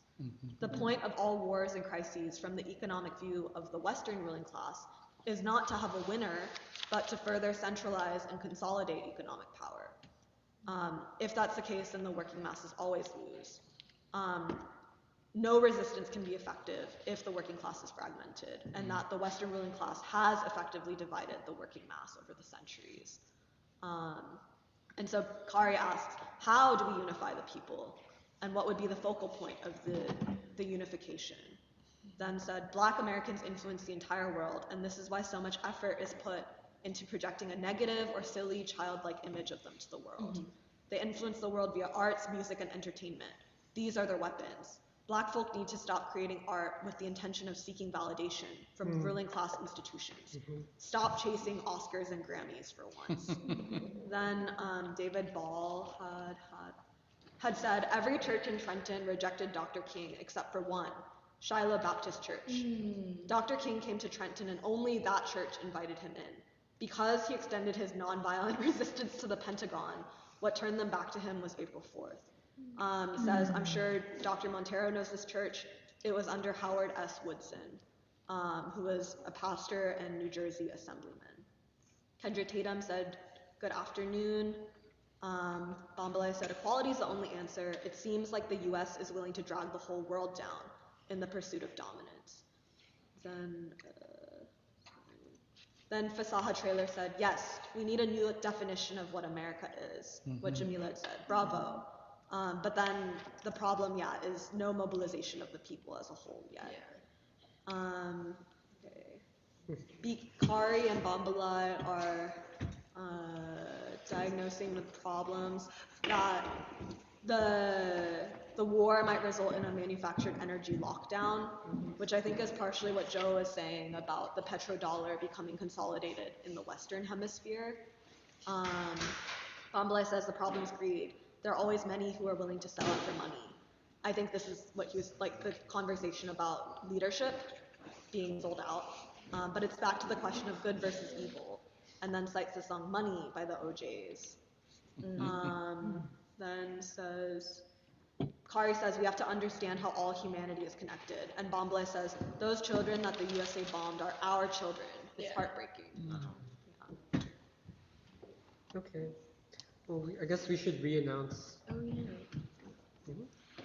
yeah. So our next event, actually I like the way, I keep forgetting if someone said this or if my own brain said it in response to someone else, but this thing of, actually I think it was you, Jamila, this thing of how to communicate or even create and claim King as the image of a new America. How to actually communicate that. We're going to honor Martin Luther King Jr.'s life this month, the month of his Beyond Vietnam speech, also the month of his assassination, his martyrdom, with an event in 2 weeks, exactly 2 weeks, Friday, April 17th to Saturday, April 18th, and it's titled Freedom and Sacrifice in Our Beloved Struggle, a tribute to Martin Luther King Jr.'s life. And we're hosting the event with Mother Bethel AME, Church, which is the historic church, like possibly one of the most important and famous churches in American history, because of Richard Allen, the Free African Society. But Friday, April 17th in the evening from 5 to 9 p.m., we're going to attempt to try to really communicate both why Martin Luther King Jr. is the father of a new nation that we have not yet created, because we have not yet made ourselves worthy of the values of this new America. So why there must be a transformation of human beings to even create the new America. It's an artistic and musical and dramatic narrative titled Freedom and Sacrifice, a Narrative of Revolution, to even tell the story of the unfinished revolutionary democratic struggle in our country. And it begins with the defeat of Reconstruction, to make the argument of after 1776 and putting onto paper these great ideas of all men are created equal, that democracy was given away and was betrayed for the price of whiteness. And that the democratic struggle since then has been carried, this undying flame of democracy has been carried on by black men and women in active resistance against white supremacy, for democracy. And we're trying to show that from the defeat of Reconstruction, there'll be a recitation of Du Bois's Black Reconstruction, there will be the singing of spirituals by Mother Bethel Choir, and then there will be kind of showing that this resistance really climaxes with the flowering of the Black freedom movement. So recitations of Mamie Till Mobley, of Diane Nash, of Reverend Shuttlesworth, and there will be the playing of King's voice through the speakers of his key speeches to show that he really is the voice that the American people, especially youth and children today, are looking for. Someone who connects war, anti-imperialism, with the moral transformation of human beings to end white supremacy, to make whiteness unnecessary. And then there will be like a grieving part of the program. There will be a dancer, Jamil, who will dance to Otis Redding's A Change Is Gonna Come, along with the playing of a short speech by Coretta Scott King about like what manner of man was Martin Luther King Jr. And then it will go into a choir of freedom fighters from around the world that links Du Bois, Paul Robeson, Baldwin, Minister Farrakhan with the freedom fighters of Lumumba, Sukarno, Romesh Chandra, to show that we're wrapped in a single garment of destiny against white supremacy, for peace, for freedom. And then lastly, we'll crescendo into the finale, which is hence the need for the highest stage of consciousness of humanity, which is love, solidarity, and it's best exemplified in this country by black music. So the Stylists Review will sing rhythm and blues, and then Bobby Zankel's group will perform a tribute to A Love Supreme and John Coltrane. So that's the Friday program. That's just Friday. Yeah, and actually John and some other members of the Free School will be be reciting some really great speeches. And Saturday we'll build on that and actually kind of be more explicit and concrete about these ideas that we're trying to discuss in depth, which is Saturday will be a political conference with a panel in the morning, Can America Move Beyond White Supremacy? King Speaks to Freedom Fighters Today. So that panel will have Reverend Ike Miller, along with some members of Free School, to concretely discuss, can we become a nation that does not need whiteness, white supremacy? How does the Black freedom movement deal with that question? How do we as young people, as people who consider ourselves revolutionaries, deal with that question? How do we see it concretized today and for the future? And then we'll end with a town hall with Reverend Cavanis of Mother Bethel AME, with Doc, with Catherine Blunt, who is a community organizer as part of the anti-apartheid struggle. And hopefully they will be joined by Father Shaw of St. Thomas Episcopal, as well as Oliver St. Clair Francis, who is a documentarian who also went to Lincoln with Doc, who just recently created this great documentary called Becoming American, The Philadelphia Story. But this town hall is titled Renewing the Struggle for Democracy in a Time of War and Chaos, Our Moral Responsibility.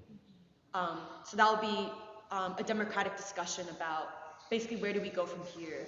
What are our revolutionary strategies in this time? And food, for any of our online listeners who are thinking about coming, there will be food and refreshments provided on both days, so you will be covered in that sense. And we're just really excited and looking forward to the event.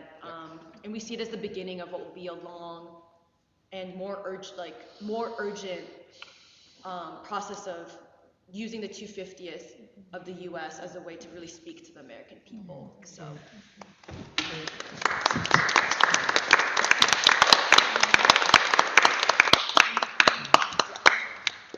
So we're excited. Okay, with that, we'll end. We'll see Bye, everybody everybody. next week.